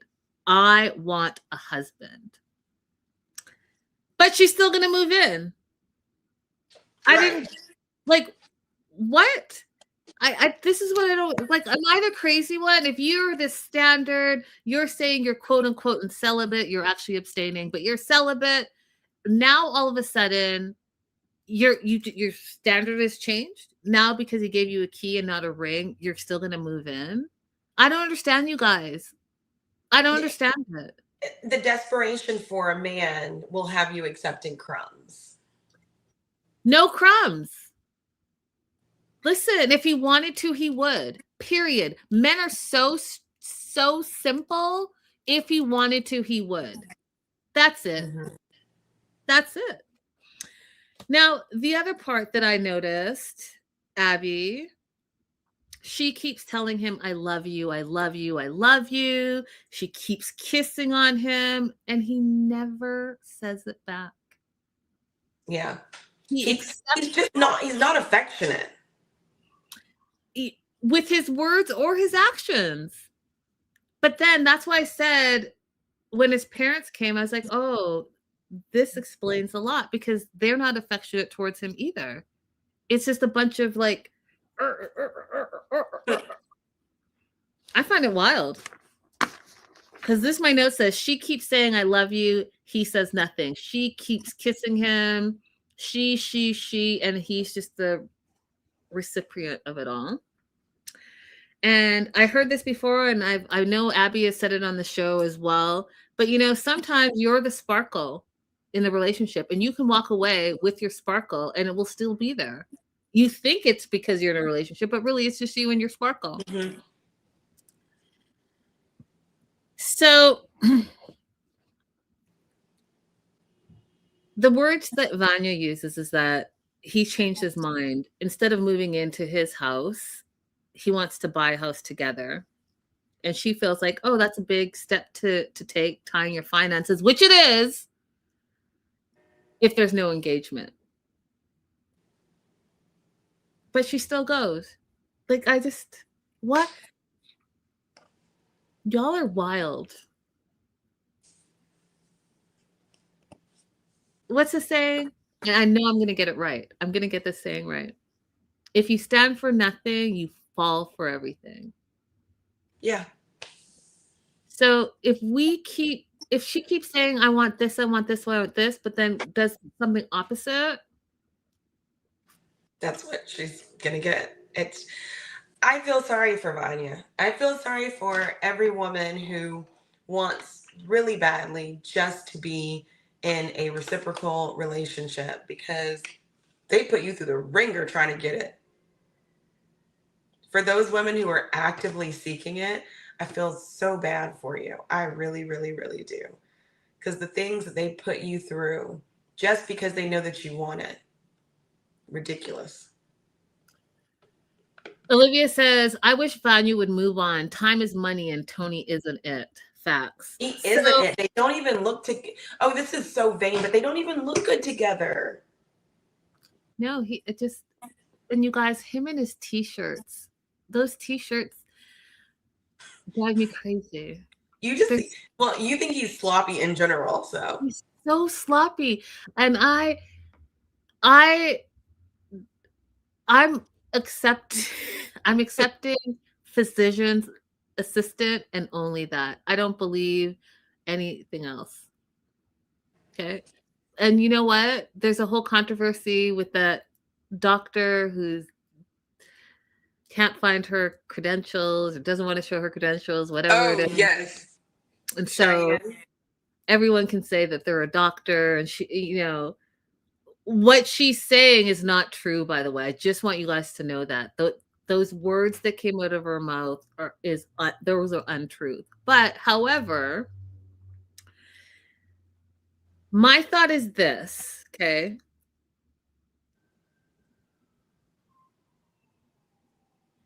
If you're going to say you're a doctor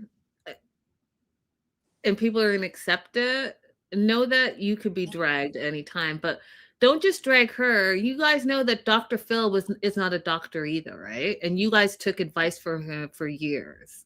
And I don't know any of you that dragged Dr. Phil. So if people are just throwing out that they're doctors and you're going to accept it, and they, her medium is social media and Dr. Phil was on TV, I'm just like, let's not be hypocrites. If we're going to be dragging people for being falsers, then drag equally. I only joined Twitter because I wanted to harass Ayanna Van Zandt. Okay. She's not a trained therapist of any kind. She just be having people on TV doing all kind of dumb stuff. Okay. She's coming back out with a new show. So I'm going to have to re-up my X account. Oh, Lord. Not fighting with Ivana. I like her. Oh, Lord. Some of the stuff that she does on that show is just made up as time goes on. There is nothing therapeutic about it. Is she great TV? Absolutely. Is she a therapist? Absolutely not. But does she claim to be a therapist? I think that she claims to be like a life coach now. Before she was saying the word that she was offering therapy. I think now she says life coach. That's off track, but I just don't believe he's a doctor, Tony. That's why. And so between the sloppiness, you know what it is? It's a slippery slope between Tony and Colt. That's how I feel. It's a slippery slope. It's slippery. They're both king babies. That part is and the sloppiness of it all. Like, you say you're a doctor. Just this one just has a fancy car that, by the way, sometimes it's fancy and sometimes it's not. And maybe he has multiple cars, but like, I just don't believe it, you guys. Yeah. Well, before we leave Vanya, I just want to shout out the immigrant children one time, because whenever Vanya talks about her experience growing up and coming to the United States, because I don't know if you remember, a lot of people think that she's the foreigner that was on the show. She wasn't. She's the American citizen. But she came to the United States as a refugee when she was a young child. And she was not only learning English herself, she was translating for her parents and helping raise her younger siblings, and still trying to find her way through school and everything for herself too. So shout out to all the immigrant children who are making it happen against their will a lot of times, but they're making it happen. Absolutely. 100%. 100%. So they go house hunting. House is spacious, full of light, on the beach. But she just feels weird that he's, quote, just her boyfriend. She feels like fiancés and wives only buy houses. And he sees it as, I want to buy a house so that I can save time on my commute and spend more time together.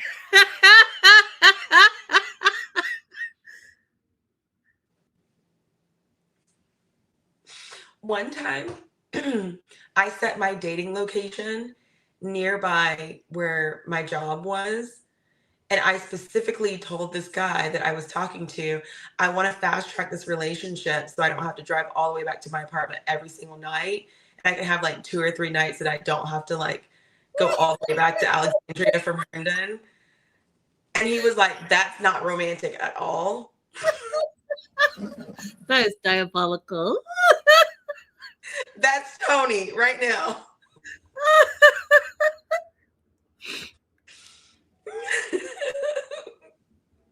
She freaks out. She is not into buying a house if she's not engaged. He, again, when they tell you who they are, believe them. He literally said, it has to happen on my time. I'm not comfortable. I have to be comfortable. I'm not ready. I need more time.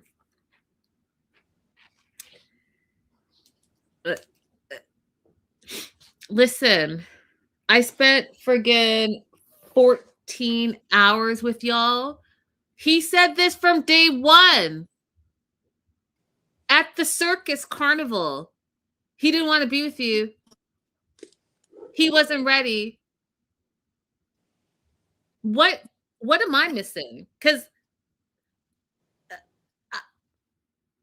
now when you're like,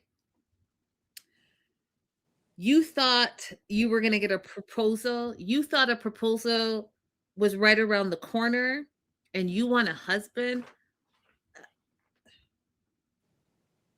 So now you're realizing you're going to have to move on. I could have told you that 12 episodes ago when he has been hanging out with you for 2 years and you guys are just friends, and then you forced a relationship on him and he said, no, I don't want to be in a relationship. And then you said, yes, I do, because you kissed me that one time. Oh no, he didn't kiss you. You kissed him. Again, you made the move. So then he's like, I guess so. The next day, don't know what changed, but nothing really changed. Guess what?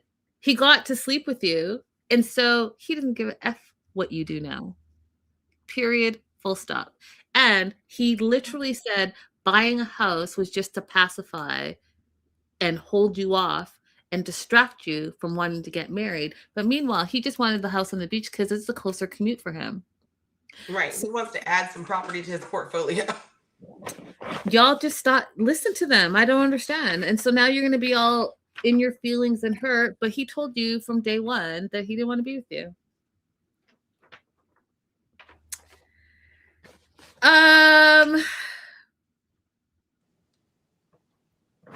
Oh, I missed that part, but that's okay. Oh, and I did this one already too. We covered Courtney. There's nothing in my notes real here. Yeah, no, we covered this too. We are going to move on to, who do I want to do first? I want to do Gino or Pedro. Let's do Gino to get him out of the way. Okay.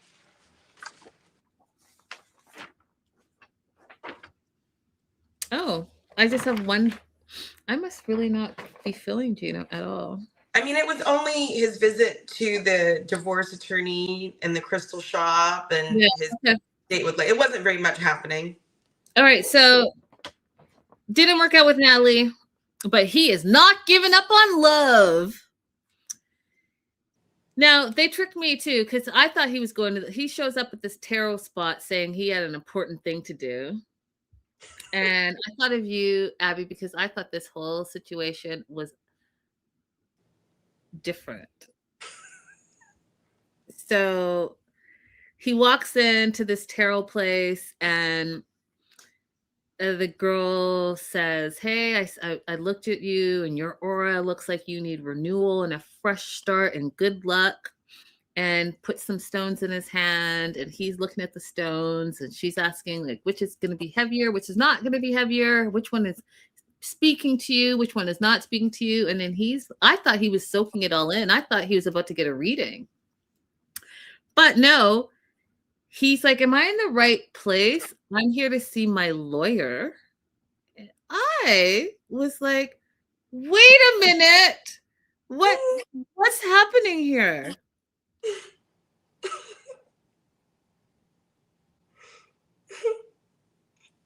You'll be surprised how many lawyers are on that stuff. I'm going to say some things right now.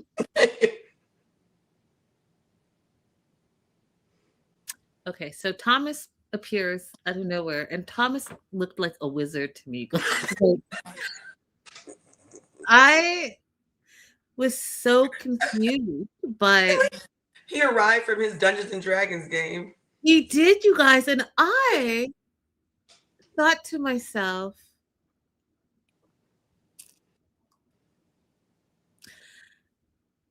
I'm sorry. I just have to say it. I'm trying not to. No, I won't say. I thought to myself, I've never seen anything like this, and I don't know if anyone that I know has seen anything like this. So The closest thing I've seen to this is there are some attorneys who operate in the back of barbershops. Like they'll rent, you know how barbers will sometimes just like rent space in a building and Yep. they have different, so like there'll be a bunch of barbers in a space and then they'll rent the office like in the back of the space because it's cheap, low overhead. I tried to convince my sister that we should do the same thing. My sister has a bunch of beauty salons. And I was like, we have a salon with me in the back. And she was like, no. yeah, no. That's how I felt in there. Like I couldn't take it seriously, guys. Like I would have turned around and said, absolutely not. Like absolutely not. So Thomas, we learned Harvard credentials, and he's the owner of this crystal tarot shop. And when he said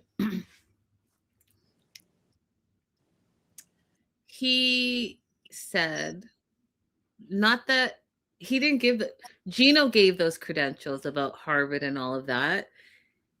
Thomas introduced himself as a spiritual explorer.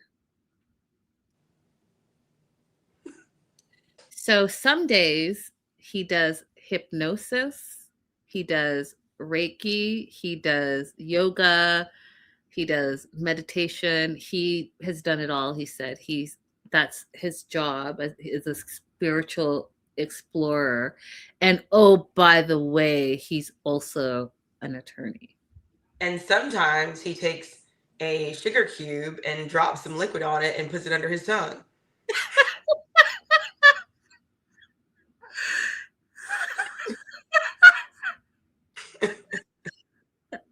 And then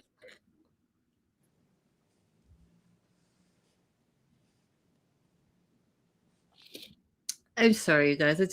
I can't. And I'm sure, I'm reading your comments, and I'm sure he's very good, and I'm sure I'm not looking him up because I just couldn't do it. There's someone for everyone, they say. But Abby, when he opened that black dungeon door, the hidden compartment to his office, I said, where are you guys going? I'm not about to go into any side, back, heavy dungeon door. That's why I've never been to a speakeasy. You're not going to catch me going through no trap doors and then I end up in a cult. No, thank you. I'm not going to no storefront church. I'm not going to no I'm not going to no hidden walls. I'm not going through no trap doors. I don't want to be in on your little secret. I don't care about your little secret. And then the walls were purple. I just said, go ahead and pull out your wand. Let's just call it, wrap it up, Thomas. Just wrap it up. I cannot. But, this is just so much. So Gino's ready to finally get divorced. And I do want to talk about this with you, Abby. So he's ready to get divorced. Thomas is telling him that this is going to be a very complex divorce. And I mean, we already knew that because it's contentious as is. But Gino asks, and Abby and I have talked about this a lot. So it is the law that, if you have a child with someone else and you are still married, the person that you're married to is legally bound to child support. Yes. That's how it is. So Gino asked that is any child born in a marriage is the father, the husband is presumed to be the father of that child legally. Yep. That part. And if you guys remember, if you like pop culture, that Kim Kardashian was pregnant with North while she was trying to get divorced from Chris Humphries. That's why she was trying so hard to get divorced from Chris Humphries before North was born. There it is. So Thomas has a game plan. So Thomas says, here are the issues that we are going to have to address. For the child, you're going to have to take a paternity test. And the sooner the better. The sooner the better. The longer you wait, the worse it's going to get. You need to take a paternity test to prove that that child's not yours. Any debt that she incurs now, technically, half of that debt is yours because you guys are still legally married. So if she goes out and buys, a $200,000 car, potentially half that debt when you're separating, she's incurred it while you were married. So half of that debt is going to be yours. Right? And on and on and on.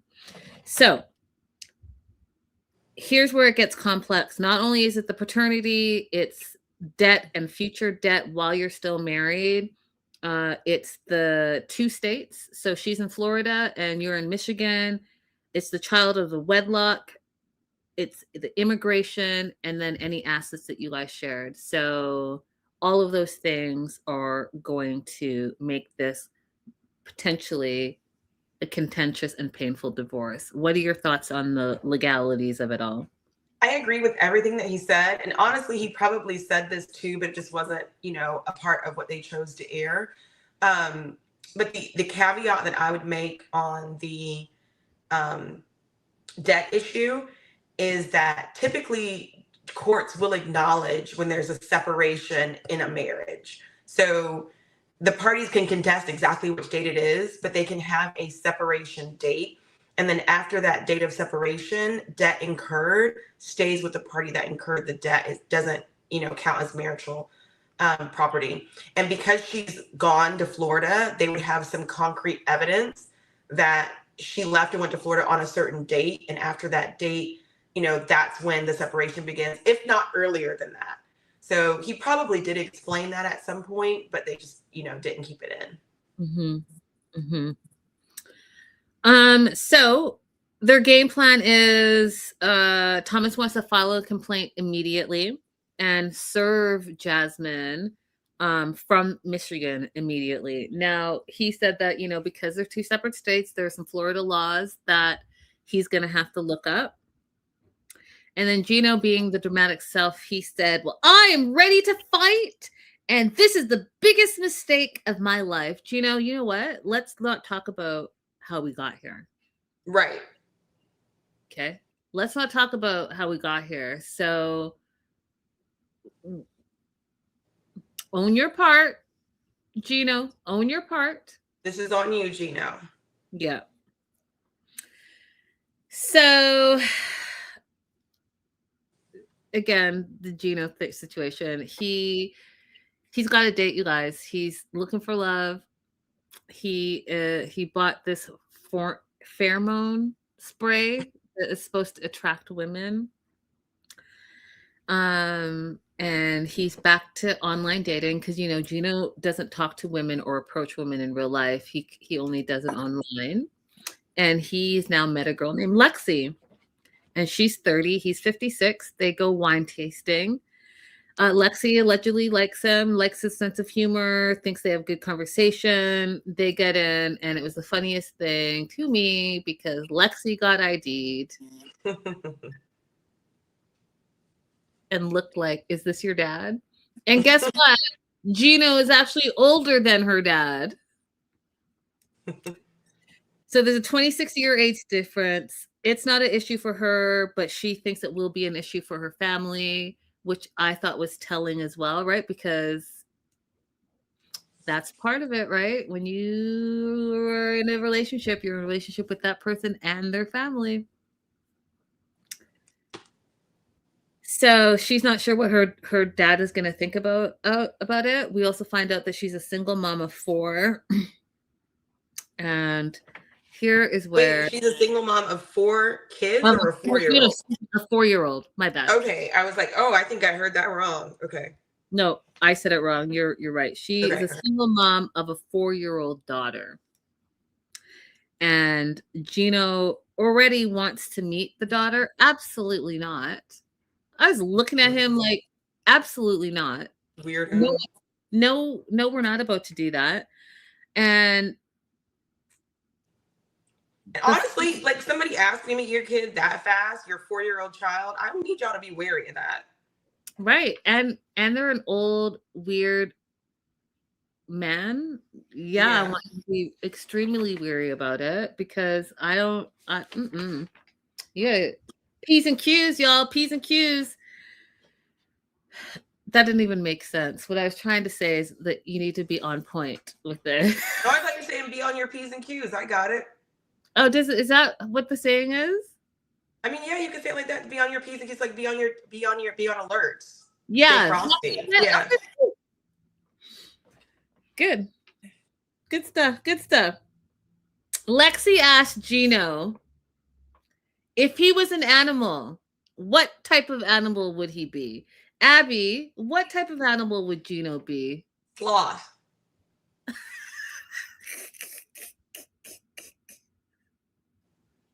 Don't even think about it.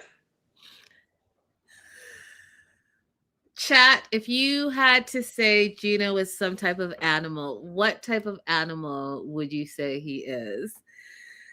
Lexi said a platypus. I died of laughter because that's also accurate. When Gino said that he sees himself as a cheetah, I fell all the way. You see yourself as a cheetah? Even Lexi, who just met you, was laughing and thought you were delusional. And she said, that does not make sense. No, I just know he sits at home making AI versions of himself. A cheetah. Give me a break. That's crazy, sir. He does not have realistic. Some people have dysmorphia, like they see themselves as worse than they really are. He has the opposite of that. He really does. And I'm going to need you to go and figure out whatever that thing with your hat is, because you're going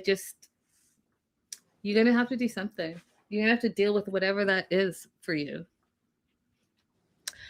He wants to go on more dates.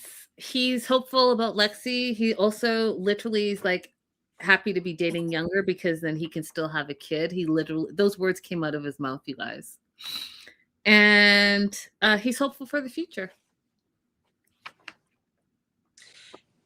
I'm just going to rag on Gino a little bit more. He said he's happy to be dating younger so he can have a kid naturally. Sir, you have old sperm. It ages too. It gets defects too. It has deficiencies too. Yep. Anyway. And you don't even know who you are. So you're gonna raise this so-called kid of yours with the hat and your insecurities? Or are you gonna perpetuate that, or are you gonna go work on yourself first so that you can become whole before you bring a life into the world? Like I don't know. It doesn't make sense. Like whenever he says, I want to be a father, you know what I want to ask him? I want to say, what do you do in your community right now to support the kids who are already out there? Where do you volunteer? What amount of time do you spend with your nieces and nephews and little cousins? When's the last time that you taught a child how to ride a bike or taught a child how to tie their shoe? Have you ever in your life changed a diaper? I get tired of hearing men say, I want to be a father when they've taken no actions to know what it takes to be a father. They've taken no classes, they've read no books, they've done nothing hands-on. It's just, I want to be a father as an abstract thought, and that's as far as they go with it. 100% agree with you. 1000%. All right, we are moving on to Sophie, Pedro, Liz, Via, and Julia, all of them. Where do I want to go with this first? Okay, let's go here. It's the last day in the DR for the girls, and they're going to go to a pool party at the resort. Pedro has been ignoring. Have I missed? Okay. So the first thing I have Yeah, is missed Pedro it. showing her how to open a coconut. Yeah, I missed Do you this. have that? Yeah, hold on.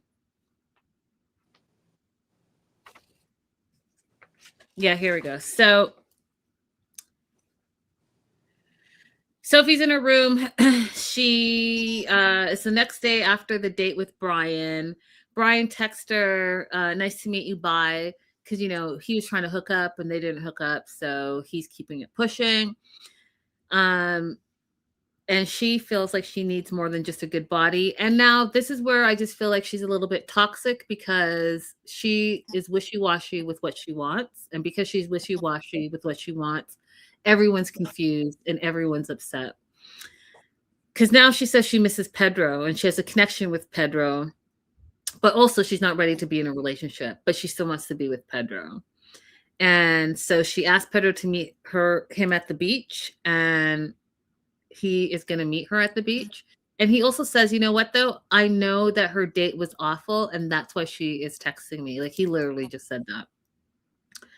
So she gets to the beach. He's there. He has a machete and coconuts, and he's going to teach her how to crack open a coconut. He's like, it's time for you to learn how to crack open a coconut. I love that. I thought that was like, I love that. I love things like that. And it took her a minute, but he was helping her, showing her how to do it, and she was able to crack it open. So fresh coconut juice on the beaches of the Dominican Republic. How amazing is that? But we're going to have a conversation. We're not going to enjoy the beach on one of our last day and just relax and kick it and everyone have a good time. No, we're going to sit down and have a conversation because everything has to be a conversation. So Pedro, proud of him for using his words, though, starts off okay. He says, you know, I want to spend more time with you. I want to be with you.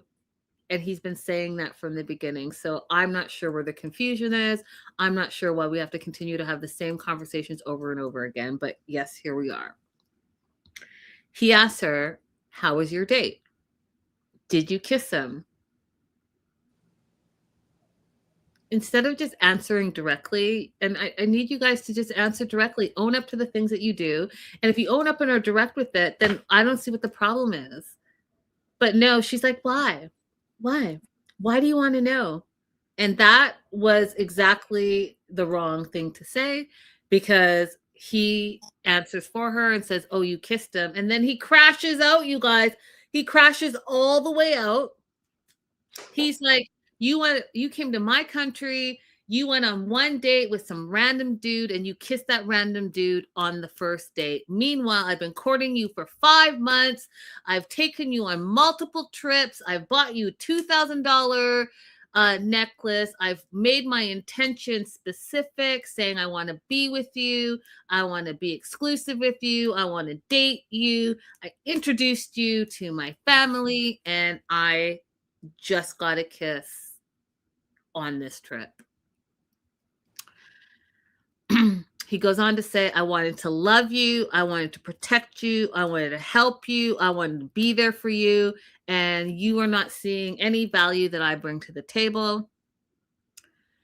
So he's pissed. And she says, well, I just want to be single. I need time to heal. Well, he said, so you need time to heal and you want to do what you want? I'm not going to wait. Bye. Mm-hmm. He gets up and leaves. And he is pissed. He's like, I can't believe she went on another date with another guy in my country. And she's confused because she thinks that he is acting like she cheated, and she starts crying. You know how much that pissed me off? Stop playing games. Okay? Stop playing games and you wouldn't be in these situations. Stop playing and you know what? You guys are going to F around and find out from the wrong person when you're playing these stupid games. You got to stop it. If you don't want to be with someone, then don't be with them. If you want to be with multiple people, be with multiple people, but just keep it pushing. Don't get all like someone's telling you they want to be exclusive and you keep dating them and they think you're moving to exclusivity and that's not your intention. That's confusing. Don't be, hey, I don't want to be with you, but then I want to be with you. I don't want to talk to you, but now I want to talk to you. Right. It's like Sophie only goes after him when he is upset with her. Like she wants to play this chase game. And when he's nice to her and planning things for her, she doesn't want it. She rejects it. That's right. At the moment he might be slipping away, she's texting him incessantly. I wanted you to talk to me and you're being childish and all this stuff. It's really just, I don't agree with the way that Pedro acts in some cases, but the majority of what's happening here is Sophie's fault. I 100% agree with you. 100%. So, oh man, we are 2 hours. Okay.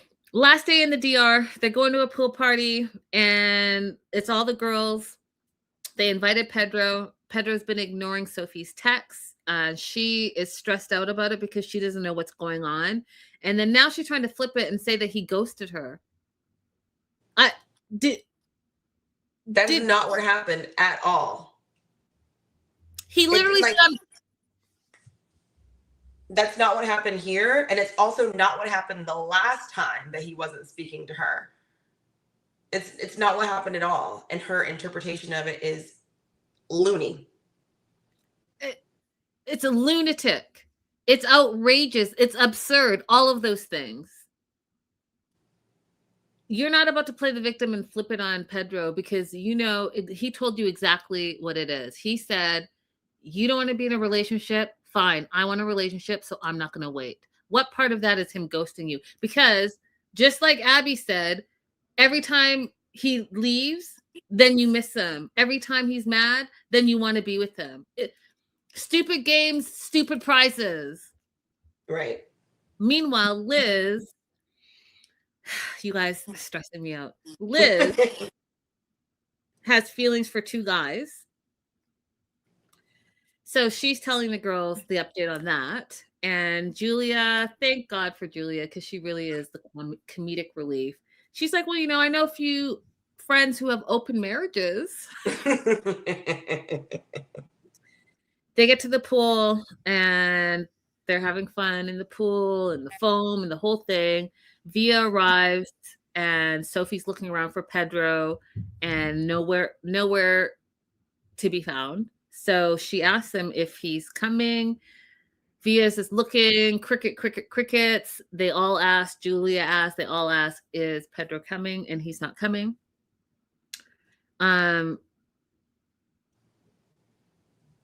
He's done. He's like, he's done. And she's mad that he's done with her. So she's like complaining that he's not coming and not communicating.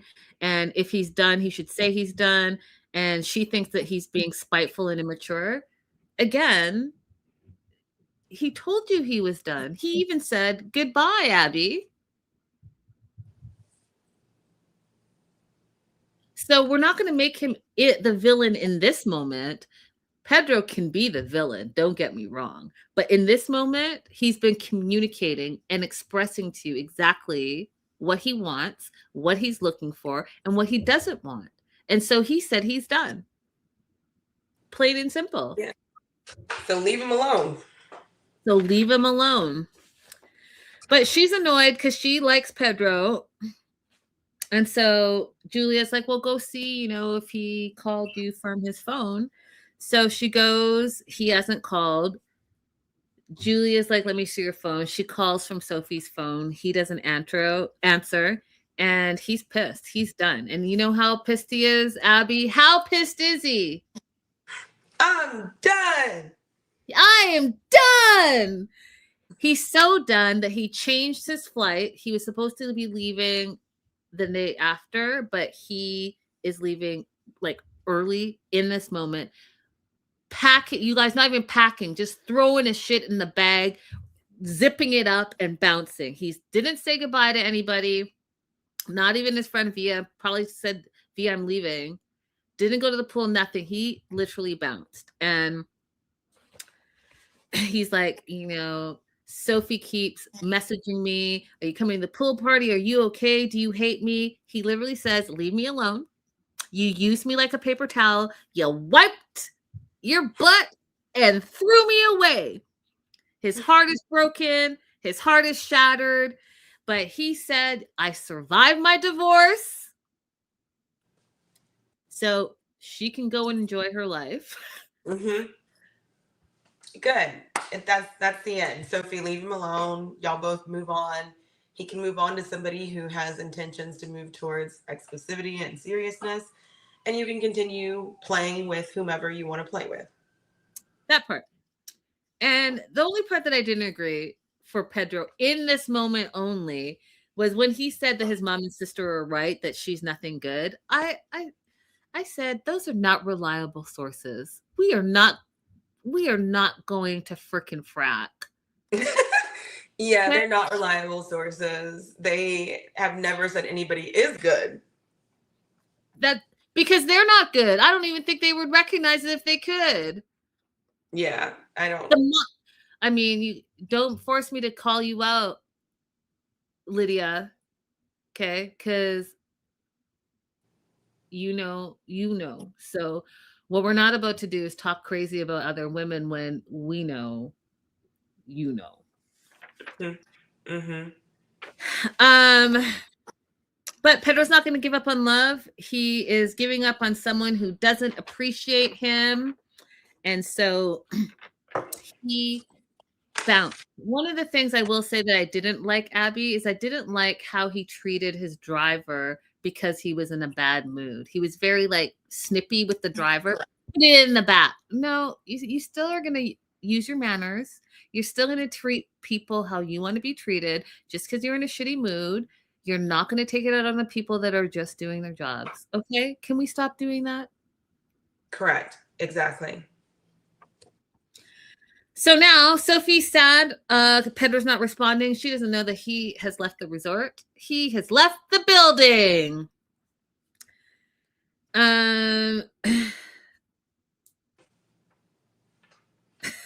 So she's hurt and she's crying. That I just want you to know that's her role. She's now the victim again when clearly that's not the case. You're not.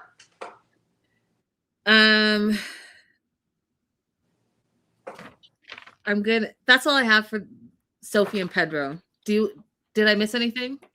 Yeah, no. You didn't miss anything. That's all I have for them too. My last note was she wants Pedro to respond, even if it's just to say that he wants nothing to do with her, but he did that. And she's still insisting upon a response. So like, clearly that's not in good faith. That part. Okay. I'm doing a side note, Via. So Via is all sad and he's in his feelings. And before Pedro left, they met up on the beach and he explains to Pedro that he found out that Liz has someone back home and he felt like they had a connection and it felt so good. And he feels sad because of this situation. But then he's thinking twice, thinking like, but you know, their situation has nothing to do with me. That's a slippery slope, you guys. You know, she's telling you she's got a man, but you're trying to say that you don't mind that has nothing to do with you. It should absolutely have something to do with you because Correct. What if you were the man? Correct. I don't like when people use that rationale. Yeah, me neither. So he's sad and in his feelings. And that's all I needed you to know before I got to Liz, because here's what happened. Liz thinks that they had a good trip, but she's ready to go home. So she's packing her bags, and in the midst of packing, Via shows up, and they're calling it, they meaning production. I don't know. It's not me who's calling it, but they're in a love triangle. Okay. Love triangle. And Liz is mad at herself because maybe she's hurting two people. They sit down, and now we're having another conversation. Listen, first of all, before I say this, Abby, I don't understand. You guys were on holiday in the heat in the Dominican Republic at a resort, all inclusive. Does that not just scream fun, good times, excursions, casual sex, and keep it pushing? Is that not what that screams? I don't understand why it couldn't just be simple. What Lauryn Hill say? It could all be so simple. But we'd rather make it. Yeah, exactly. Like, just anyway, whatever, child. So she's feeling anxious. He's feeling anxious. Y'all, he's sweating. And when I say he was like pouting, then the conversation, you came into my life unexpected. But she comes to her senses and says, but it's not in the cards for long term because of my sickness, because of the long distance, and it scares her because she doesn't want to, go through this by herself. And she is sorry to him if he feels that she led him on or she hurt him. And again, it's been a week. You know what's going to happen? If you're going to go home and you're going to get in your day-to-day life and you're going to totally forget about that person that you only spent a week with. That's reality. But no, he's hurt. He was worried that things could end this way because she has a guy back home. And when I say, Abby, he was about to cry. Did you notice that? He was about to cry. They're both emotional now. And guess what? They're both crying. My note just says, wow, am I cold? Because I'm looking at them crazy. We're not cold. They're just doing the most. And then he thought that they were going to kiss. So they stand up to say goodbye. And he went in for a kiss, but she went in for a hug. And that was super awkward. And she's worried that she just pushed away her forever. What if she made the wrong decision? And then he says that, okay, wait. I'm missing one part because the part that I want to talk about is when he said that he fell in love with her. And I said, fell in love with who? Who did you fall in love with? Oh, I'm missing a part. So I'm going to just try to do it from what I remember. All the girls meet up out front, right? They're all leaving. He helps with the bag. And it was just comedy because here's what happens. Julia's like, oh, look at these lovebirds. And she's like, I learned that in America. And then Liz is like, no, we decided to part ways. And Julia said, part what? Part what? Part ways. Part ways, what is that? I loved it. That was my favorite part of the episode. And then, we find out they're going to be friends. They hug, and it's a wrap. What did we learn? Liz learned that she just wanted to be friends with this guy. That's what she should have just done. Abby and I told you guys, your vacay bay is vacay bay. Keep them on vacay. There's no need to be all dramatic with it. Sophie needs to know what she wants and stop playing games. And Julia was just the best. She was just fun. Mm-hmm. Julia was a great choice to bring along. Absolutely. Yeah. Any additions to that? That's it. That's all my notes, you guys. Okay, we're completely caught up. We're going to be ready for the tell-all. The tell-all looks wild, you guys. Now, all these things that we just talked about for the last almost 2.5 hours, throw it out the window. Because did you see the preview? Yes. Y'all are crazy. This is why I'm saying it can't be me. I cannot be the crazy one. Courtney, you're breaking up with your sugar daddy for Colt? Is that what I saw in the preview? I'm hoping that it's like a mislead. Maybe they had a breakup earlier on in the relationship, but we'll find out. That tell-all, I'm going to tell you guys right now, you all better behave because I will do a TED Talk on the tell-all. All right, you guys. Thank you for being here. We will see you very soon. Monday, we're starting the new season of 90 Day Fiancé. And so, toodles. Have a great day. Bye. Bye-bye. Good night. Arrivederci. Arrivederci.